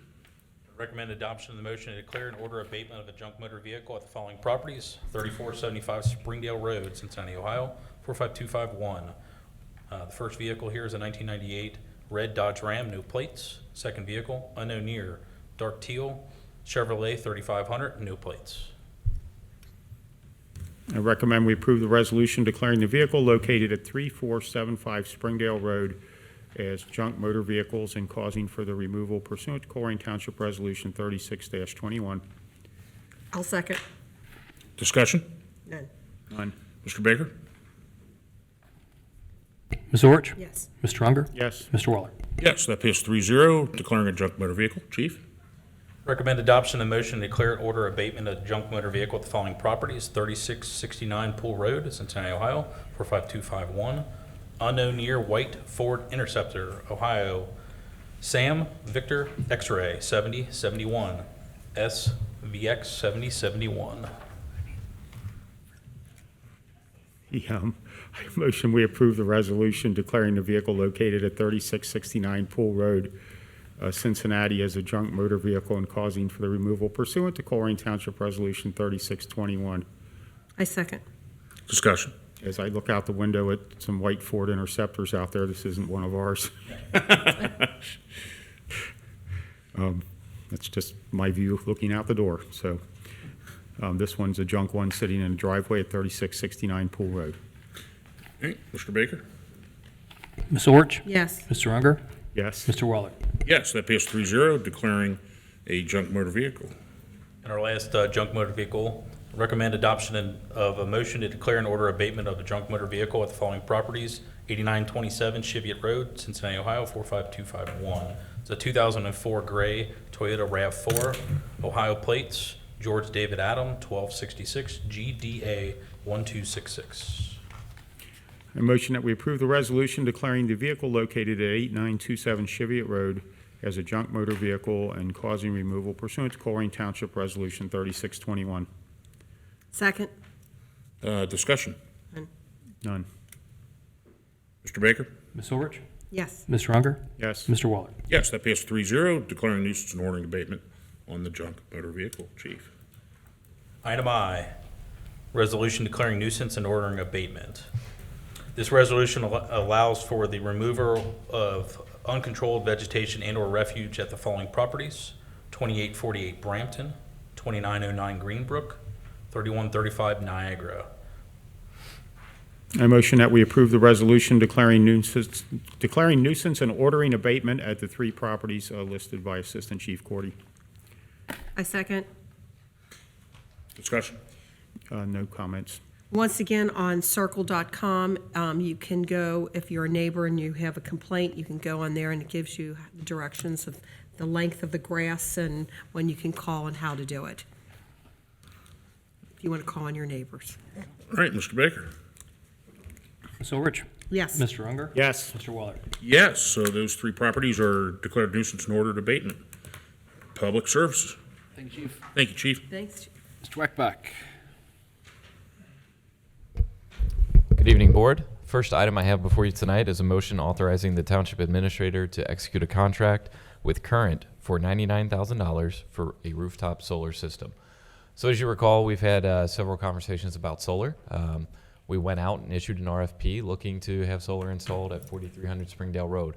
As part of our RFP, we asked vendors to provide us with two quotes. One would be for a solar system for $99,000 or less that included battery storage, one that would not. We only received one total quote, and that was from Current, and that was for just regular solar, no battery storage, just panels. Met with the facility manager in-house, had him review the quote, had him review some of the structural issues that there could be. He was on board with the quote itself, and looking at the numbers, this is going to generate about 30,500 kilowatt hours per year in electricity, which we'll be able to send to the grid, which will offset our electric bills, which will save us about $8,000 a year in electric on that building. It represents about a third of the total electric volume there.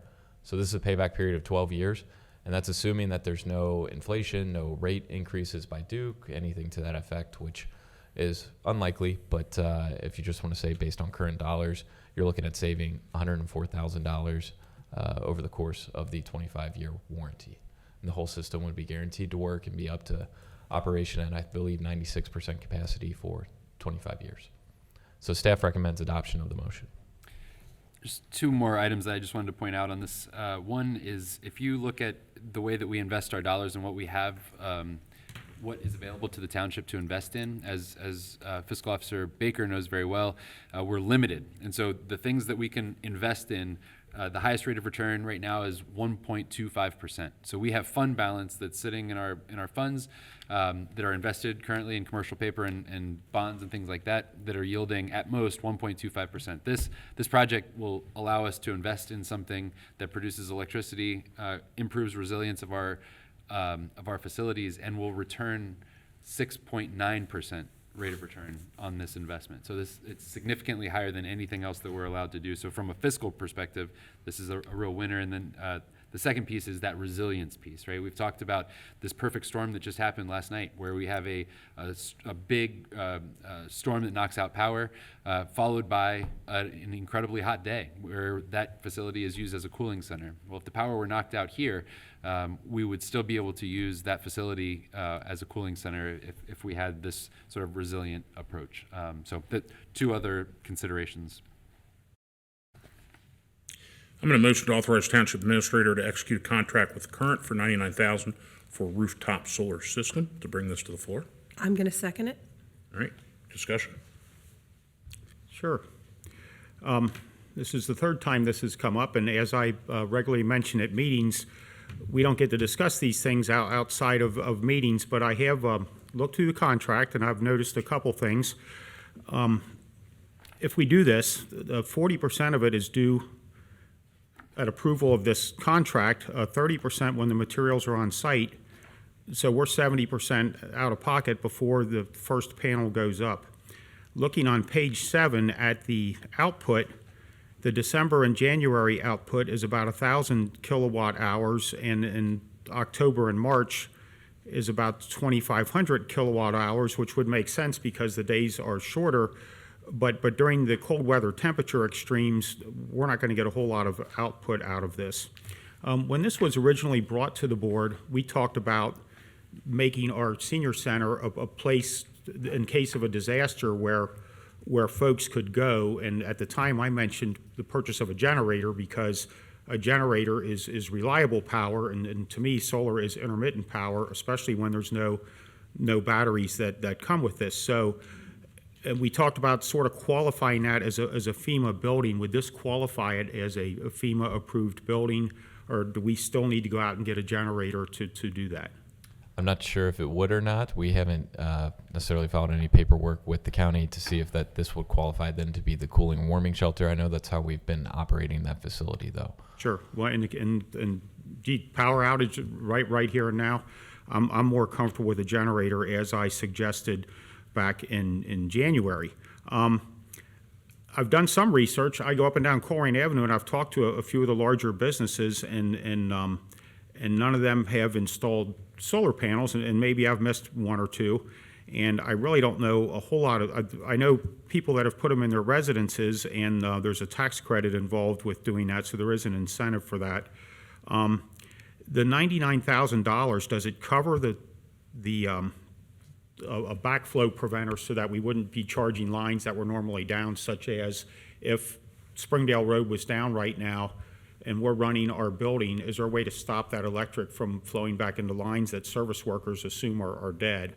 Yes. So is that included in this price? That's part of the inverter system that gets attached to the actual box that's there. And if we would get a battery bank for this, will that be technologically compatible with these 2022 solar panels, or might the technology change and the battery bank, we'd end up going back to the solar panels? Technology could change, but at this point in time, I believe any vendor that does offer battery, we would be able to go out and purchase that and have it be compatible with our existing system. And does the system include, does this pricing include software upgrades as they come along? The software upgrades would really only be for your monitoring systems. The inverter itself would be just like your Duke Energy box, and that would be something that would be part of Duke's processes as they're updating and upgrading. So that would be yes or no? I don't foresee that there would be costs coming to us related to software upgrades. And what are the annual maintenance costs for these? I mean, there's got to be a number. It's $1 at least. Yeah, it's minimal. I don't have a dollar offhand, and it's really only if something were to happen, in which case your warranty would cover whatever that work would be. So if there was a hailstorm that would damage the solar panels, your warranty covers that, so that then the vendor would come out and replace those broken panels. So if they get covered with debris or leaves or snow or whatever, are our employees trained to be up on the roof to, do we have that safety harness and safety training to work on roofs? Because I know it seems like any roof project, we've subbed that out. So the surfacing, at least on these panels, is supposed to be a material that allows for the snow to not stick to them, so it should slide off. When it comes to debris and leaves and things like that, I can't imagine that with it being that slick of a surface that they would adhere to it and stick to it. Certainly if they did, I believe we would have the capacity in-house to get up there and correct that issue. So I had a new roof put on my house in 2017. To get up there, would we have to put catwalks or a walking pad up there so that we're not walking on the roof material? I don't believe we'd have to do anything different than what we're doing now. And I think Jeff mentioned that our in-house facility manager thought that the roof structure would tolerate the added weight of the system. Would we need to get a structural engineer to look at that to confirm that, or? That's part of this process. So as the vendor is out there on site and doing the installation, they've got their person on staff that is doing that. They would give us a stamped drawing that says that, yes, your roof will support this? I'm not sure if they would give us a full stamp drawing that our roof would support it, but the weight of these panels isn't anything extraordinary. The typical rooftop load is able to handle, I believe, 40,000 pounds or so, and these would come nowhere near that, so I don't believe that we've got an issue. And these panels would weigh less than if you were to put 3 years' worth of shingles on top of your roof, if that makes sense. sure. And electrical inspections and permits, is that included in this price? Yes. And it will probably change our insurance costs for the building, so there's probably some calculation for that also, because we're insuring something that's worth $100,000 on the roof. I'm sure it would change the insurance. And a our little bit. insurance would cover such a thing. Yep. The current roof, when is that scheduled for replacement? And I was kind of reading through the quote, and if we take those down to replace the roof, if we move them, that could void the warranty on them. So how would we, and you might not know this answer right now, but when is that roof due for replacement, and how's that timing going to go with the installation of these? Yeah, I don't believe the roof is scheduled to be replaced anytime in the next 10 years. Beyond that, just like any roof, it's a guess.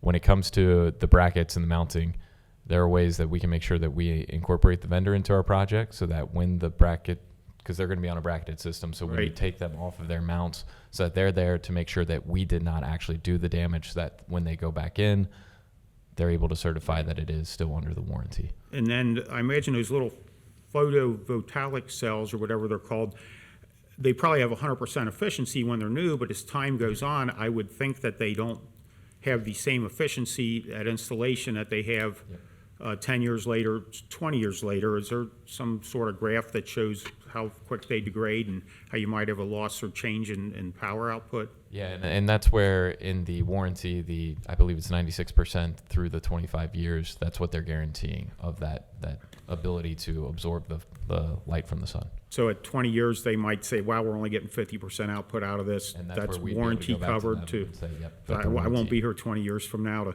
You never know. determine that. Yeah. And since there's no batteries, it's not going to make, in an emergency situation, it's not going to make power available at night on it during, last night when the power's out, we're in the dark, as opposed to a generator, which, There's a small amount of power that is generated overnight. There's a residual amount of sunlight that is still hitting their surface that would, but probably not enough to power the entire building. and our current appliances in the building, the heating, the cooling, the kitchen appliances that are over there, would they need to be retrofitted to be compatible with the voltage output of these? They would not. So whatever the solar panels are putting out, and then whatever we're blending in from Duke Energy or whoever the vendor is at the time, will still power this equipment. Correct. Yes. And I don't mean to hit you with all these questions, but I told Jeff Friday that, I was opposed to this, and there's just some things I needed to know. And you talk about investing the money in different things and how we can get a payback. and this is nothing new, we talked about it in January, we talked about it when it came back up, I would rather spend that $99,000 in the road program, because that, you get a real quick payback when you can take some of our roads that were paved 10 or 15 years ago and Cape seal them and extend those, take those off the list that's coming up in the next 5 years and move those to the list that's coming up in 20 years. So those are my comments. Thank you. Ms. Ulrich? I'm good. All right, just going over the financials one more time. So the 12-year, it's a 12-year break-even point. Well, that's assuming no changes in rates. Okay, and that's based upon the $8,000. Where did this number go? $8,000 per year based off of the 30,000 kilowatts generated by the panels. Okay, and if this were to pass, is it possible to do a generator as well? Yeah, we can always do a generator up at that facility. So technically, if we're saving 13 years of electric, which amounts to $104,000, that could be a way to pay for the generator at some point. And the generator is probably going to run you at current rates between $80,000 and $100,000. Right. So. Okay, no further questions for me. And that was my statement in January. I'd rather spend that money on a generator, but I guess we've moved past that, so. Yeah, I tend to think the way this is set up, this wouldn't be a FEMA. And that's where I'm not 100% sure. I'm not knee deep in that, and that's something that we would go back to the county. They've certainly identified, I believe, in our hazard mitigation plan, the ability to have an identified warming and cooling shelter that has the ability to be powered as one of the things that we should be focusing on. This would at least allow us to have power during parts of the day, not the entire day, because naturally if the sun's not out, you can't have power. So this brings up another question. Sorry, I'm thinking. Then it seems to me this started as a way to make it FEMA compliant at the senior center. Why wouldn't the solar work on the admin building then? It could work here as well. Yes. Because technically what we're doing here, I don't think is working to get a FEMA center. It's working to, it's really working to invest the township's money in a way that brings back a higher return. Yeah, and under that mindset, I mean, you could look at this building, you could look at 4300, you could look at 4160. 4160's got that massive roof, which I believe is south facing, and south facing is the direction that you want your solar panels to be installed. So if you're really looking for a return on investment, that building would certainly pose a great opportunity. But again, it's the more money that you put into it, and we thought with a project of about $100,000 that fit that facility better than any of the other 3 facilities on this campus as well. In that estimate of 30,500 kilowatts per year comes from the vendor based off of the panels and what the panels produce. Okay. All right, that's all I have. Mr. Beck? Ms. Orch? Yes. Mr. Unger? No. Mr. Waller? Yes. Passes 3-0, or 2-1, sorry, 2-1. Motion authorizing Township Administrator to execute contract with Current for $99,000 rooftop solar system. Thank you, Board. The next item before you is a motion to authorize Township Administrator to execute an agreement with Silco for security camera upgrades in Township parks at a cost of $21,873. So this was contemplated in our budget. We knew our cameras in our parks were due for an upgrade. I believe they're over 10 years old at this point, and we budgeted about $25,000 for the project. So the quote we got from Silco was under budget, and I recommend adoption of the motion. I motion that we authorize the Township Administrator to execute an agreement with Silco for security camera upgrades in Township parks. I'll second. All right, any discussion?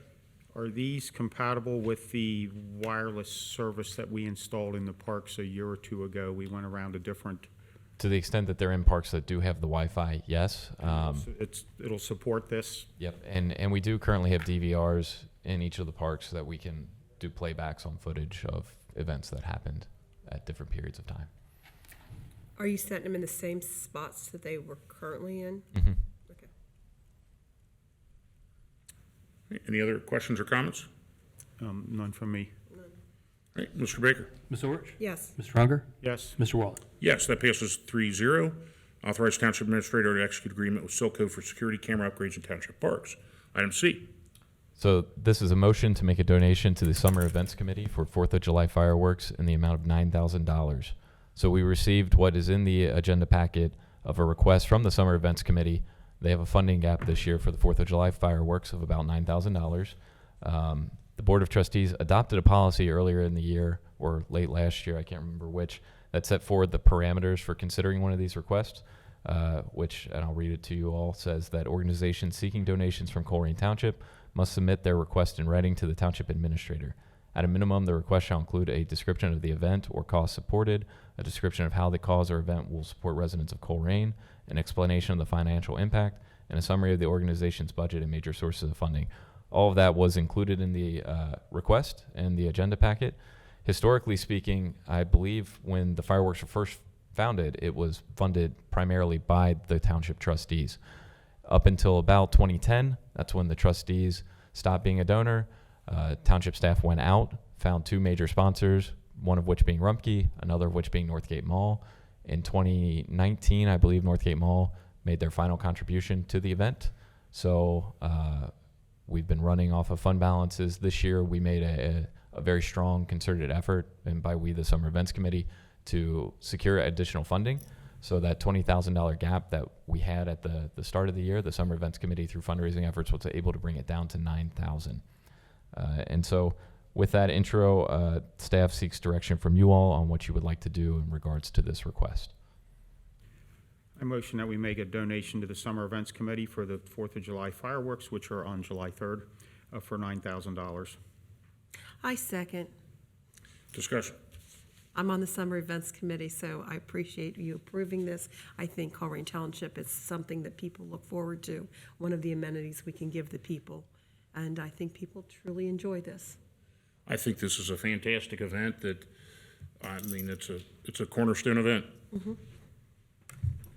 No comments. Right, Mr. Baker? Ms. Orich? Yes.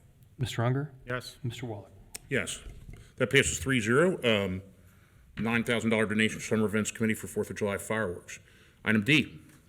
So this is a motion to authorize the Township Administrator to execute an agreement with Strasser Construction for 2022 Cape Sealing in the amount of $230,000. So at the start of the year, we went out and did our request for bids for our regular road program. That came in a little high, so we weren't sure if we were going to be able to do Cape Sealing this year. As it turns out, the 2021 program, when it concluded this year, came in under budget enough, and you all reappropriated those dollars earlier in this meeting to allow us to do Cape Sealing this year. This would amount to about 12,000 feet of roadway, and we've listed out the streets, which are Green Ridge Drive, Highcrest Court, Willowcrest Court, Fay Lane, Hunter Green Drive, Kilbride Drive, Weemis Drive, Glenapp Drive, Celadon Court, Rothsay Court, and Dalmellington Court. And I would recommend adoption of the motion. I motion that we authorize the Township Administrator to execute an agreement with Strasser Construction for 2022 Cape Sealing for $230,000. I'll second. Mr. Baker? Is there discussion? I'm sorry. Yeah. Yes. Over behind Colerain High School, the subdivision that is off of Pool Road, where we worked 2 years ago with the Cape Sealing. Street is escaping my name, the first street on the right. We did all of the subdivision, Lake Hills. Yeah, we did almost all of Lake Hills. Lake Hills, and then over off of Pool Road. Yep. And then the section of Hillnall that was put in 1993 was done last year, and it really looks great. It's not nice, smooth, new asphalt, but this is less than half the cost of new paving, and it really does extend the life of these pavements at less than half the cost, so I'm in favor of this. Yeah, I agree. I think that part of juggling this roads program is making sure that we hit the ones that need need the cape sealing first too, as well as the ones that are lower ranked, so that we lengthen the life of those and get more bang for the buck. So I support it as well. Mr. Baker? Ms. Orich? Yes. Mr. Unger? Yes. Mr. Waller? Yes, that passes 3-0.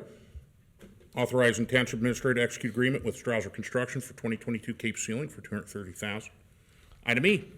So these next two items are very similar. The county engineer, as you all are aware, serves as our engineer for initial roadway installation and acceptance. Per the ORC, they set the standards, they determine when roads are to be accepted, and they've got a few areas that they have inspected and believe are ready to be accepted. So the first item is a resolution accepting Magnolia Woods Way, Daybreak Drive, and Merrill Court as township roads, and I will recommend adoption of the resolution. I motion we adopt the resolution to accept Magnolia Woods Way, Daybreak Drive, and Merrill Court as township roads. I'll second. All right, discussion? This is just a formality. These roads are, the construction is inspected by the county, and when they think it's complete, they pass them off to us, and they become part of our roads budget. Some of the ones we've adopted in the past have needed work when we got them, and do these have a one-year warranty on them, starting with our adoption? Our one-year punch list look-back warranty? Okay. No other comments from me. All right, Mr. Baker? Ms. Orich? Yes. Mr. Unger? Yes. Mr. Waller? Yes, we accept Daybreak Drive, Magnolia Woods Way, Daybreak Drive, and Merrill Court as township roads. Thank you, Board. The next is a resolution accepting Daybreak Drive and Moonglow Court as township roads. The only thing I'd like to point out here is that Daybreak Drive was on both of these resolutions because it's different sections of that same roadway, and I will recommend adoption of the resolution.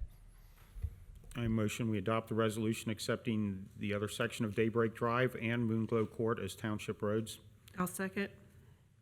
All right, discussion? And once again, the county builds these, supervises the construction, and then when they think they're ready, they pass them off to us, and then we fund the perpetual maintenance of them. No other comments. Ms. Orich? Yes. Mr. Unger? Yes. Mr. Waller? Yes, that resolution passed 3-0, accepting Daybrook Drive and Moonglow Court as township roads. Item G. So this is a resolution to vacate Breezy Acre Drive. So we actually just accepted some roadways, but we received a petition from Abercrombie and Associates on behalf of Rumpke asking the township to vacate Breezy Acre Drive. There's currently no residents there. The roadway is essentially gone. And the county engineer's office has requested the Board of Trustees to take action to vacate the roadway, which is part of the Ohio Revised Code requiring us to take action. So I would recommend adoption of this resolution. I motion we adopt the resolution to vacate Breezy Acres Drive. I'll second. All right, discussion? I did go look at that. It is a concrete road in very poor condition, and this is one that we take off of our maintenance list. When we get rid of it, it's off of Hughes Road. It's pretty close to Struble, but it's one we are going to walk away from.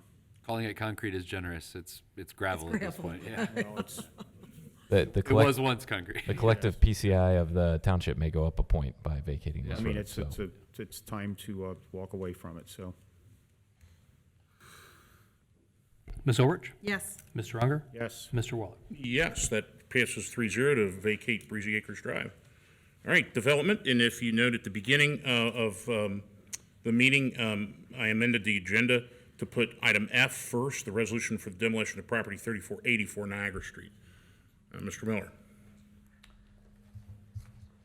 So tonight is the, I guess you could say, final night in a very long process. We started at the beginning of the year in the demolition of properties that have become a public nuisance. And if you give me just a second to read something that that Mr. Mills sent out to the staff, everybody that was involved, I thought it presented such a respectful and very thoughtful approach to what you all are being asked to do. But he said that we have to remember at the end of the day, each of these buildings and parcels are private property owned by someone, and we, the government, are demolishing that property, if you so choose, of course. We are doing it for good reason and according to state law, but we need to remind ourselves that the process is onerous for a good reason. It should be very difficult for the government to destroy someone's private property, and it should only occur in the worst circumstances when the public interest outweighs the private interest in each case. The property owners deserve due process under the law, and that is why we owe it to them to be extraordinarily careful and diligent in the preparation and execution of each document. And so I just wanted to acknowledge how much I appreciated and respect Mr. Mills and that approach. It was a very good reminder, and it's something that I personally hold dear as well and respect. So this process, again, as you have been approached tonight by 3 of the 6 property owners, you have a decision on them as well. We have yet to hear from the state of Ohio, whom we are partnering with for matching funds for this and for this process. So we are just continuing another step in this. These are the final resolutions after initial resolutions, public hearings, public notices, everything that we needed to do to follow the process. So the first item is the resolution for demolition of property at 9929 Capstan Drive. Mr. Miller, we moved the resolution for demolition. Sorry. Yeah. I'm reading that one. This is the property at 3484 Niagara Street. Yes. I have notes there and everything. Still ignored it. Been there. I'll motion to bring to the floor the resolution for demolition of property 3484 Niagara Street. No second. All right, discussion. Yes, Jeff, do you have comments on this? Sure. So as Mr. Miller indicated, we have to weigh the cost, to the public interest versus the private interest here. And I think that in no instance do we want to tear down property where someone's willing to invest in that property, right? However, as somebody that's been through this process several dozen times, I have witnessed many instances where there are promises made and those promises are not kept. And so my recommendation on all these properties is to adopt the final demolition resolution and allow for the administration, Mr. Miller and myself, to engage with these property owners and lay out on paper a rehabilitation plan that says, these are the activities that will occur to bring this property into compliance, and here are the dates that we anticipate that will occur on. And if that plan is met, then of course we are not going to demolish the home, but with your approval of the final demolition resolution, that'll give us the authority to demolish it in the instance that that those redevelopment plans are not met. And it will also reemphasize that blight is not going to be tolerated in our communities, and reinforce the urgency that is required on the part of the property owners and interest holders to get these properties back in shape. Does that make sense? So my recommendation on all of these is to adopt them, and then we will have the authority to work with the property owners to slow down and allow for redevelopment or rehabilitation, and if not, then we'll demolish the house. And that's what it would do, because they're not demolished until you give a notice to proceed to, until you give a notice to proceed to a vendor. Oh, yeah. And it sounds to me, based on what Mr. Miller is saying, that in order for us to even find out if there's state funding available, because this is not coming out of our general fund. Right. In order for us to find out, we would need to get a price on it, and then if somebody said it was, $10,000 to clear that site, then we would know what to go to the state with, but we don't know what that price is until we ask for pricing from a vendor. Yeah, and this resolution gives 30 days notice, so there's nothing at all that we could ever do until 30 days from tonight if you adopt these resolutions. And then at that point, I can pretty much guarantee you that we are not going to have the money in hand from the state of Ohio by July 13th or whatever 30 days from now is. So it's going to be several months before we have the resources to do this. That'll give us an opportunity to work with property owners on rehabilitation plans, and All So let me play devil's advocate a little bit, because this has got me all whipped around here. Because the idea of the government taking private property and destroying it is just pretty much against anything I stand for, but I understand the nuisance part of it. So your point was that you've been through this process many times, and oftentimes promises are made that aren't kept. And it seems like one of the central variables in this is the trust factor. Well, if I'm on the other side of the table and I'm the property owner, I think there could be said that there's a situation of a trust factor when the government says, we're going to pass this, but we'll write up a plan, and if you live by the plan, we'll take this off the table. I mean, I think that if we empathize with the property owner, I think that's maybe something that's going through their head, or if it's something that's for sale, like Mr. Winstrup said, I'm now twice removed from it. Why would I bid on it and trust, Mr. Winstrup saying, well, I heard at the meeting this will happen? Yeah, I would say that, this is, so many, many months ago, we started this process with an initial demolition resolution that put the property owner on notice. Then there was an announcement of a public hearing 1 month, and then the next month there was a public hearing on the matter, and then the next month month, tick. I get tick, that. Tick. And so so what I'm saying is that, do something with the blighted properties, because think about living next to a property that is abandoned, vacant, falling over. We heard from Mr. O'Brien, if you'll remember, about that house on Laura Linda for many months and how difficult it was, and remember how long and how patient Mr. O'Brien was while we attempted to demolish that home on that property. I think that he's a great example of the impact that these blighted properties have on a community. I know that our Northbrook friends, there's two homes right across the street from each other. Imagine the blighting influence that two homes across the street from each other can have on a neighborhood. So I'm just. So would it be safe to say none of this would happen before August 1st? Oh yeah, I can't imagine. Okay, again, being devil's advocate, just because this one house might be sold, you're putting the pressure on the new owner to get all this done ASAP, and that might start the paperwork all over again, and it could be blighted for how long, because it takes new ownership. If we wait for new ownership for foreclosure, and we have just two out of the 6, we have 2 attorneys here representing banks. We have one homeowner who I'm feeling your pain. She had a fire, and I guess I don't know how long the insurance company is taking to give, and she's working on it. There's no interior pictures of that house on the item report here. It just is the 2 outside. We've been in housing court with that property owner since 2020. 2020, okay. I So thought, for 2 years, we've been trying to get this going with that on that property, Okay. and there's been no success. okay, 2 years. I don't, Yeah, and so that's one thing.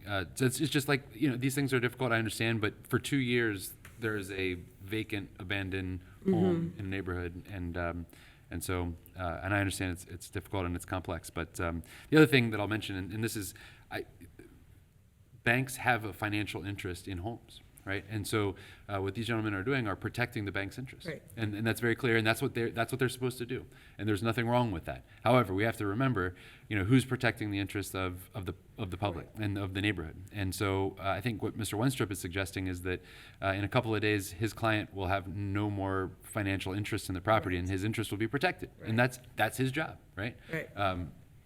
They've not done one thing to clean this place up either. Right. And it's, Alternatively, the other attorney has said, "Hey, we're actually putting doing it, and right. I believe that they are making good faith effort, and so it seems like we could develop a development plan or a rehabilitation plan that has metrics and dates, and say, by this date, let's keep on track. Let's keep on track. And let's fix it up, because that's the best outcome is a home that's invested in and full and providing a great place for families and community. You commented, and I talked to you about this last Thursday, the one at 7954 Harrison Avenue. It seems that during the presentation on that property, that we have done some cleanup work there, and I would ask you to make sure that we get those costs down to the auditor before the sale, so we can, the township's already got thousands of dollars in that property cleaning up the hazards down there. And And if that sale is June 22nd, and as a matter of the public record, if somebody buys that property at 7954, there is going to be an assessment from Colerain Township on it for the dumpsters and the cleanup crew that we authorized several months ago to go down there and clean up that nuisance property. So just so folks know that that's on the going to be on the special assessments line on the auditor's website. Does that sound close to accurate? Yes, that's accurate. And the way that we're paying for this, once again, just to underscore what Mr. Miller was saying, we have applied for demolition dollars through the Port Authority from the state of Ohio. And we are matching those state dollars with Community Development Block Grant, which we have access to now. But we will not be doing or effectuating any demolitions until we have that money from the state, because that's how we're intending to pay for it. And do you know if that money needs to be, I mean, if we get that money, does it need to be spent by like December 31st or something, or is there some sort of time? That hasn't been identified yet that I'm aware of as. I haven't seen that. Is there a date? Because I'm going to agree to do these, but is there a date so we could give these folks, we'll go ahead and approve these, let's say, but we say nothing will happen there, and by resolution right now, nothing will happen there prior to a date, like August 1st or? Sure. Right now it says 30 days, but you can amend the resolution to say 60 days or. And actually, that's where I was headed. So I silo these into two categories, the people that showed up here and the people that didn't. And the people that showed up here, I'm of a mind of, is there a way to amend this that says, that some type of path forward needs to be reached and agree, some language legally that says, hey, we have an agreement to have these items fixed, or we have an agreed path forward, and that'll stop the clock. I don't know how I want to word that. Just What if you tabled items B, E, and F to the June 28th agenda and allow us to change the wording on those three properties? That will accomplish Mr. Wenstrup's ends and.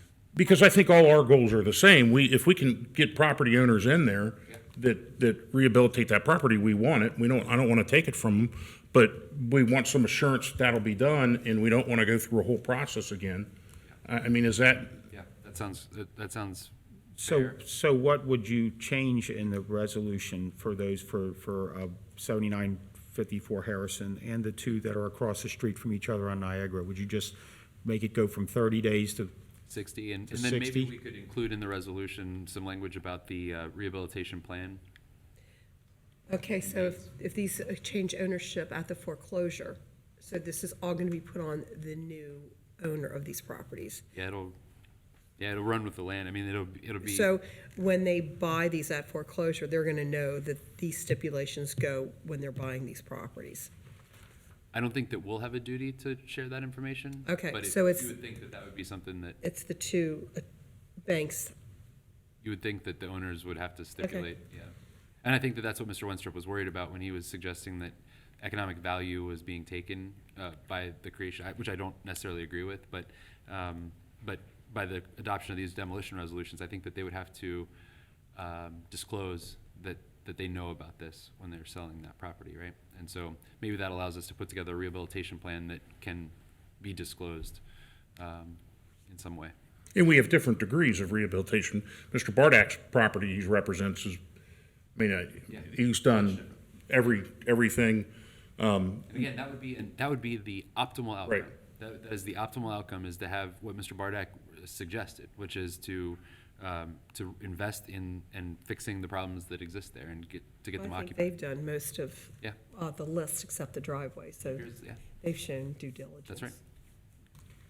So if we roll through these, starting with F, because we amended the agenda, your recommendation, or not your recommendation, but you're just suggesting that if we tabled E, F, and B, Sure. then you would bring those back June 28th for action? So you might get at least 2 votes to pass that. I would comment that the property at 3483 Niagara, I looked it up while we were sitting here, is according to the auditor's site, is $3,068 in arrears on taxes. So I don't know how that figures into this or not. Yep. But Yeah, so, I mean, imagine when you research these, you can look all that up. And I don't know what that has to, if that even figures into what we're doing here, but. well, what it figures into is the next step, which would be tax foreclosure. So, I mean, when we're dealing, we don't have a huge quiver of tool or arrows at our disposal rather, in fighting blight. But one way that we can fight blight is when you have a vacant, abandoned, blighted property that is in arrears on taxes, then we can work with the Port Authority to foreclose on those taxes to gain access to the property so that we can get it back into productive service. And that has played out. I don't know if you recall, the Save Ohio used to have a program called Moving Ohio Forward, and we demolished, 40, 50 homes through the Moving Ohio Forward program. And those were houses, and I'm thinking of the one over at Pippin and Compton, the place was a hazard. If a kid would have got near it. Oh, yes. And the one back there on, the burnout back there at 6700 in the cul-de-sac. Yep. It's terrible, but. Yes, and this is mostly the result of the mortgage crisis that occurred, and so there was this big foreclosure crisis and da-da-da-da-da. But in the best circumstances, what occurred was we used state money for demolition. We assessed the cost of the demolition to the property. In a lot of instances, there were probate issues where there wasn't like even an owner to be found, or they had just simply walked away. There was no bank involved, and we were able to foreclose on that lien, take control of the property, and then sell that property for very low cost to get it back into productive use, paying taxes. In some instances, new homes were built on those properties, and that is really the very long game plan that takes 5 years to execute, but that can be, the goal is to get these from blight to right. If I might, Mr. President? Yes. On the page 2 of the resolution, item 2, there is some language there that we will probably edit, but it says, if said building is not demolished by the said owner, or if no agreement for removal, repair, or abatement of conditions on the property is reached between the township and the owners and lien holders of record. So I think there is language here that we have provided for you and the owner that stipulates that an appeal can be filed, even if you passed all 6 tonight. Right. That appeal could be filed tomorrow, and a plan that Mr. Mills is recommending, of course, for all 6, and we can still get to the place where we want all of us to be. That's a good point. Yeah, and I see that language in the second point, and that's very important. I think it's kind of vague and nebulous. I want it, because I want to give an opportunity, but my patience is, I don't have a long, I would support Mr. Mills's recommendation to table and those 3, particularly, and I've spoken to all 3 parties at length about their plans, and I think that they're all moving in the same direction that we are. And I do believe that Mr. Winstrup's argument is valid, that the auction could be disrupted somehow by a demolition order and resolution. So the tabling for 2 weeks, I think, could still accomplish both.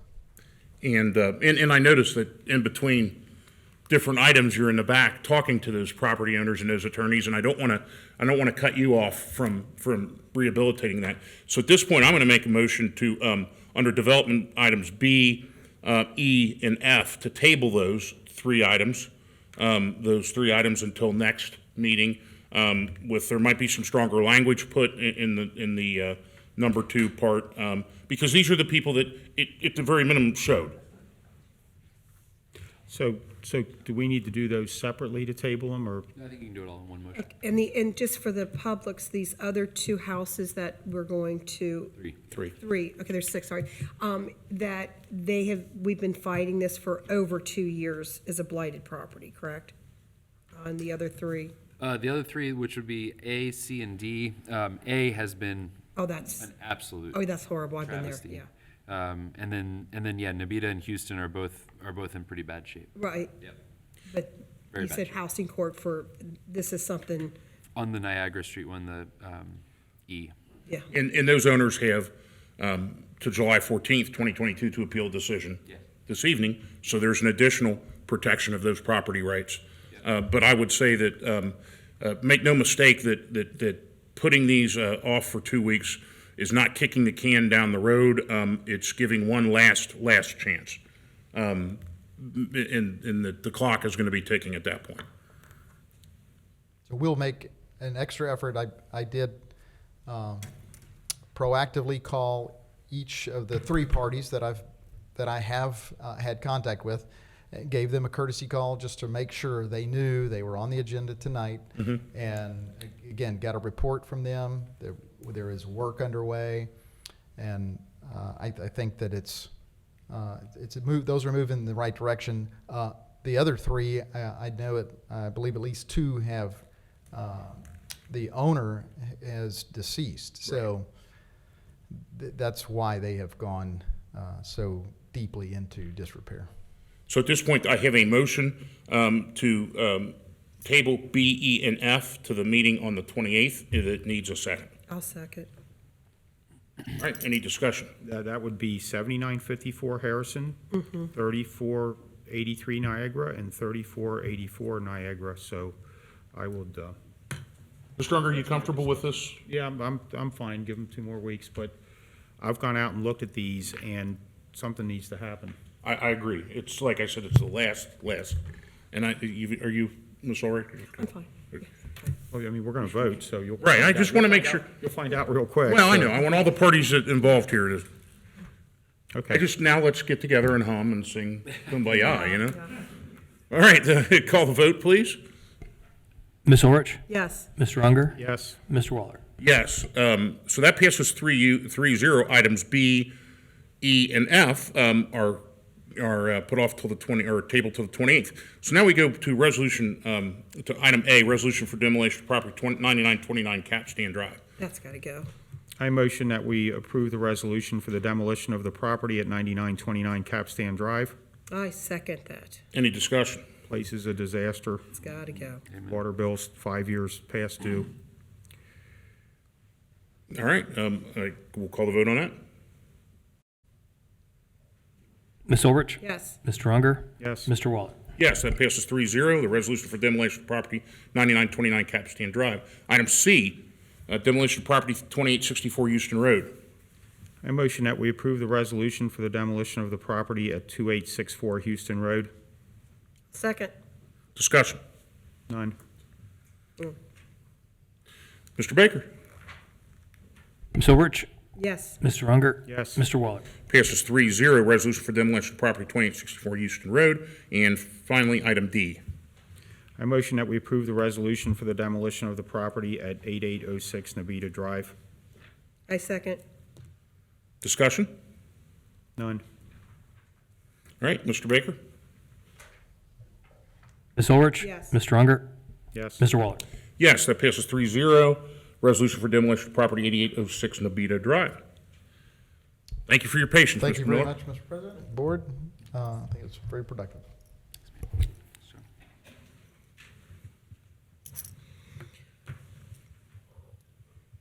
Very good. All right, All right. old business. That concludes new business. In old business, we have a discussion of fire station funding options, and just to, we've had this conversation a little bit in the past, and so just to refresh everyone's collective memories, we are endeavoring to construct 2 new fire stations, and you know, I feel like we've talked about that for quite a while. We talked about that during the lead up to the levy. It's very necessary. The question before the board is how to pay for that. And we we explored 3 different options for how to pay for what we believe will not exceed $12 million. One option that we explored was something called manuscript debt, and it was a way for the township to basically sell bonds to itself. And it was a interesting idea that turns out to be impracticable, impossible to do. So we have eliminated manuscript debt as an option. Option 2 was the traditional way that firehouses are built, and that was to issue bonds. If we were to issue bonds for $12 million, the annual payment would be about $780,000. This could replace the existing general fund debt that fell off in 2021, almost exactly. How long would those bonds be for? I believe it was 30-year bonds was the amortization there. And it would draw the current fund balance down in the general fund down to $5.1 million and the 2026 balance to $1.8 million. So it would have an impact if we were to take it all out of the general fund. That we could also supplement that with TIF debt. We could issue bonds for $10.4 million, and that would be paid for with 7 of our TIFs, and use $3.3 million from our fire levy. So those are 2 different ways that we could approach the debt conversation, and that is certainly the most traditional way to do it. Now, What was the total again for the 214? 12. 12, We okay. believe not to exceed $12 million. And our hope is that we can do it for less than that. So then the third option, so we talked about manuscript debt, we talked about regular debt, and 2 different ways to do that. And then the third option is cash. And there is a way that we could pay for 2 firehouses in cash. And the way that we would do that is take $3.3 million from the fire levy fund balance that exists today, which would be a significant reduction in our fire levy. We could use $7.5 million in cash from basically from the ARPA offset is what I'll call it. It'll be money that would come from our general funds that was freed up by using ARPA money to supplement what the general fund used to be paying for. Does that make sense? Okay. And then we would use $1.3 million from the existing general fund balance. So definitely it's a possibility to use cash. There are some trade-offs, and I just want you to be real clear about these trade-offs. If we use all of our ARPA funds for Firehouse, that prevents us from using it for other things like economic development. And I know that all 3 of you have explained that, one of your top priorities, if not the top priority, is the redevelopment of the Northgate Mall. So we know that there will need to be financial participation in some form from the township in the redevelopment of the mall. And these ARPA funds or the general fund ARPA offset funds would be perfect for that use. That would not be available if we use that money for firehouses. Also, it uses $1.3 million of our existing general fund balance, which is significant, and it uses $3.3 million from our fire fund balance, which is significant. And we're trying to get, we budgeted, we're trying to get to 2026 on this existing fire levy. So those are all pressures that you all need to balance. And so with that, I think the consensus from staff, for what it's worth, is that the debt option makes the most sense. It preserves possibilities for economic development and fund balance, but we are looking for your input and decision on how to move forward with paying for the firehouses. One of the comments I got from a person, resident, they don't think we should go into debt because we shouldn't put debt to our future generations. But our future generations are going to be the one that are going to be using this firehouse.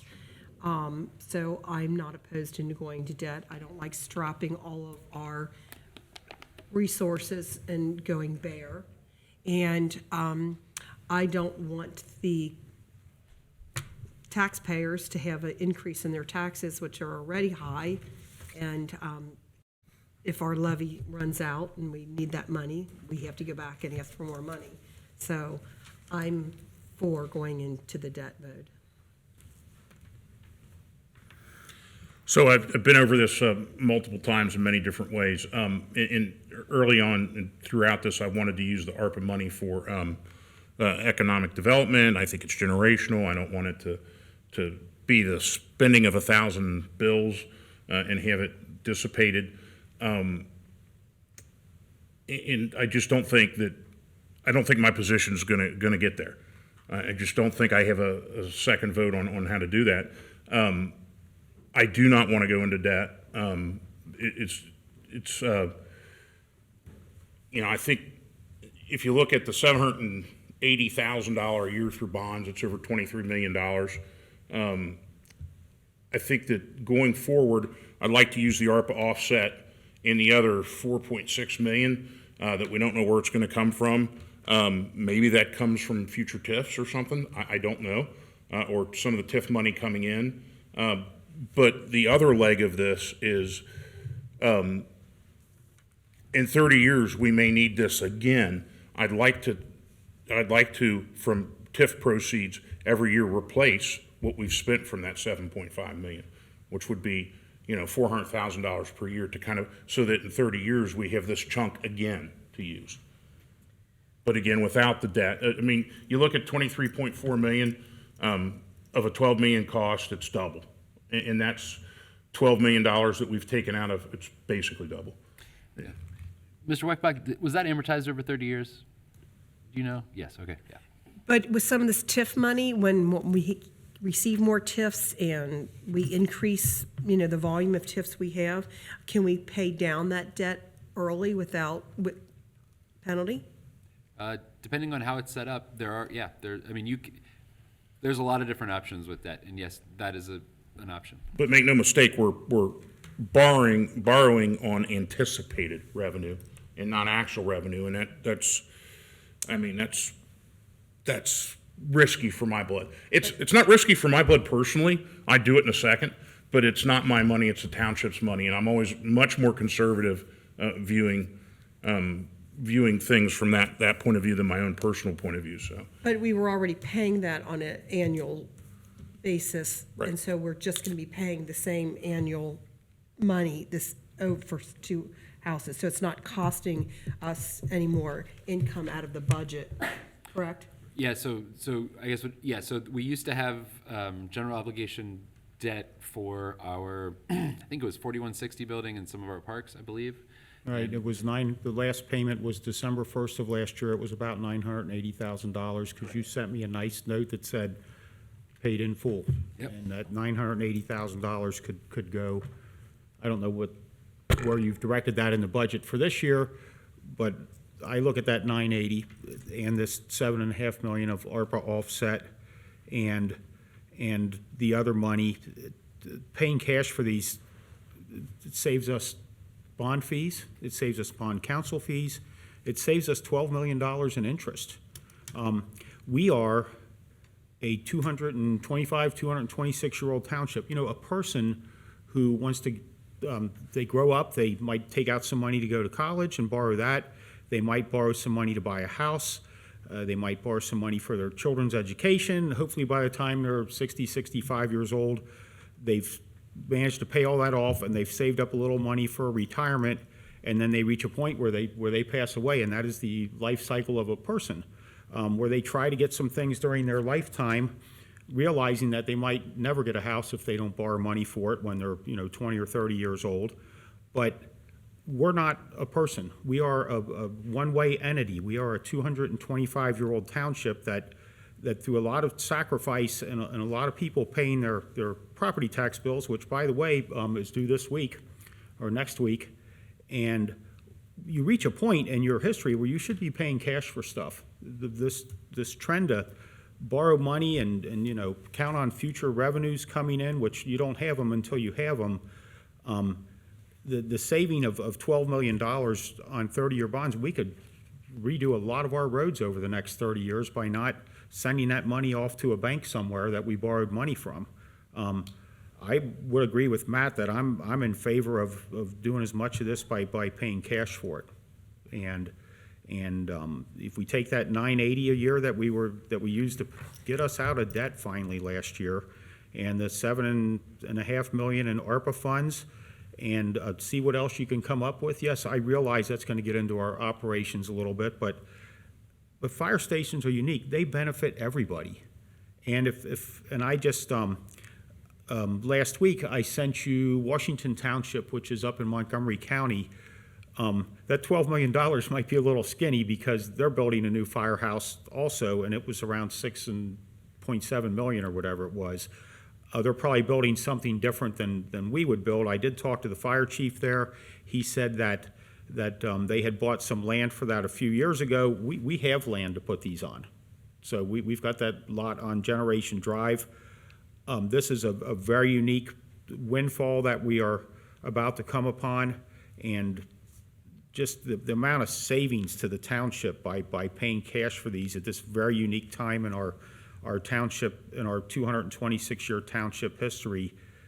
And that way we're not encumbering the next board of trustees and the next administrator with a bunch of decisions we're making. We're taking money we have now, buying something that benefits every single person in this township, and lets if the voters don't like it, they can run the three of us out of here, but at least we're not encumbering people for the next 30 years to this debt, because like Matt said, if these revenues don't come in and we have to pay those bonds off, all of a sudden, we might be laying off employees or laying off the very employees that we're putting in these firehouses, and I don't want to take that risk. If we have the cash now, that's how I would prefer to do it. So, Very good. So I'm hearing two are saying let's do cash, right? Is that the cash option? Cash with put the money back. Oh, cash plus a sinking fund. Well, it's after we get through the additional. as money 4.6. comes in future years, start saving it up for the next Yeah. time we need firehouses. Because there's more than two. I'm looking forward to building these two firehouses. It's going to be a huge change in the environment and the way that we provide service to our community. So we're looking forward to that, and I appreciate the input. Well, thank you for your hard work on it. Yeah, absolutely, and I know that this has been back and forth, and Great direction. Thanks, Matt. Very good. Okay. That's big to me. I really, really appreciate it. Thank you. no, thank you. All right. I didn't get a hat though. Yeah, I know. Hit you, walk over. Alan, the hat, please, for Matt.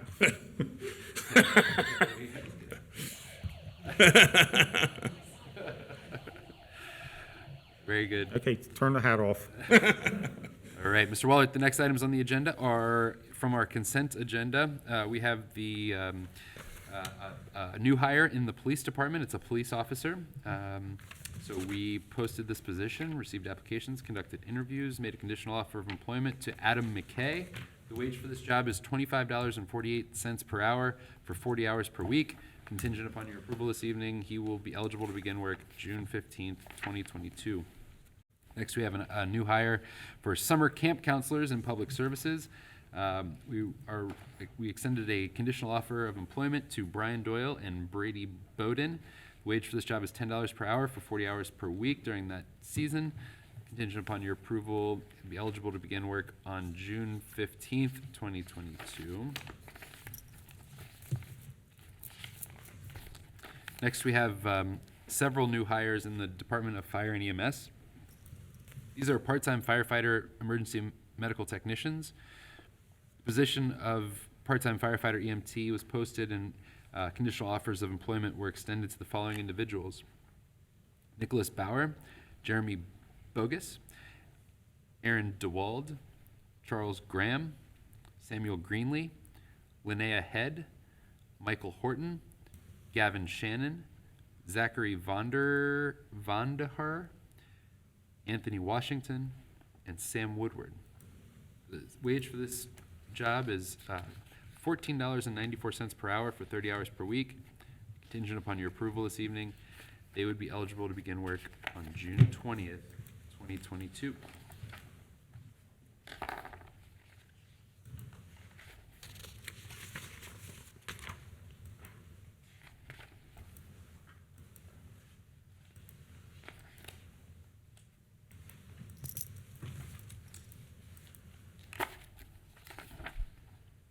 Next, we have new hires in the Public Services Department. That would be seasonal maintenance workers.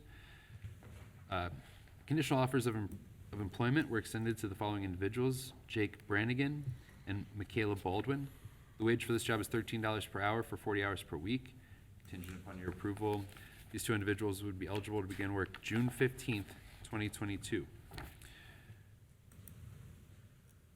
We also have a new hire in the Finance Department. This is an accounting specialist. We're very excited to be back up to full speed in our Finance Department. This individual will be handling accounts receivable, so collecting money for the township, very important. We conducted interviews and made a conditional offer of employment to Ms. Karen Smith. The wage for this job is $22.59 per hour for 40 hours per week. Ms. Smith would be eligible to begin work on June 27th, 2022. We have two promotions this evening. One is a promotion for a full-time firefighter EMT. Conditional offer of employment was extended to Mr. Stephen Bischoff. It's a promotion from part-time firefighter EMT to full-time. The wage for this job is $18.20 per hour. That's $50,149 annually for 53 hours of work per week. Contingent upon board approval, he's eligible to begin work June 26th, 2022. Next promotion is also in the Department of Fire and EMS to the position of part-time firefighter EMT. Conditional offers of employment were extended to Shane McNally and Carson Settergren. They were both fire hydrant maintenance workers, and they are being promoted to the position of part-time firefighter EMT. Wage for this job is $14.94 per hour, 30 hours per week. Contingent upon your approval, they would be eligible to begin work June 20th, 2022. Next item on the consent agenda is a contract. This is the contract with Hamilton County Public Health, which is the grant agreement that provides $80,000 for the purpose of purchasing two really amazing all-terrain vehicles. That MOU was signed by me, and we were waiting for the fully executed version back from Commissioner Kesterman at the Public Health District. Next item is a contract with Council on Aging. This contract establishes a service and funding schedule for the services provided by the township in partnership with Council on Aging for congregate meals and paratransit services. The next item is a contract with the Ohio Environmental Protection Agency. This is a grant agreement as well.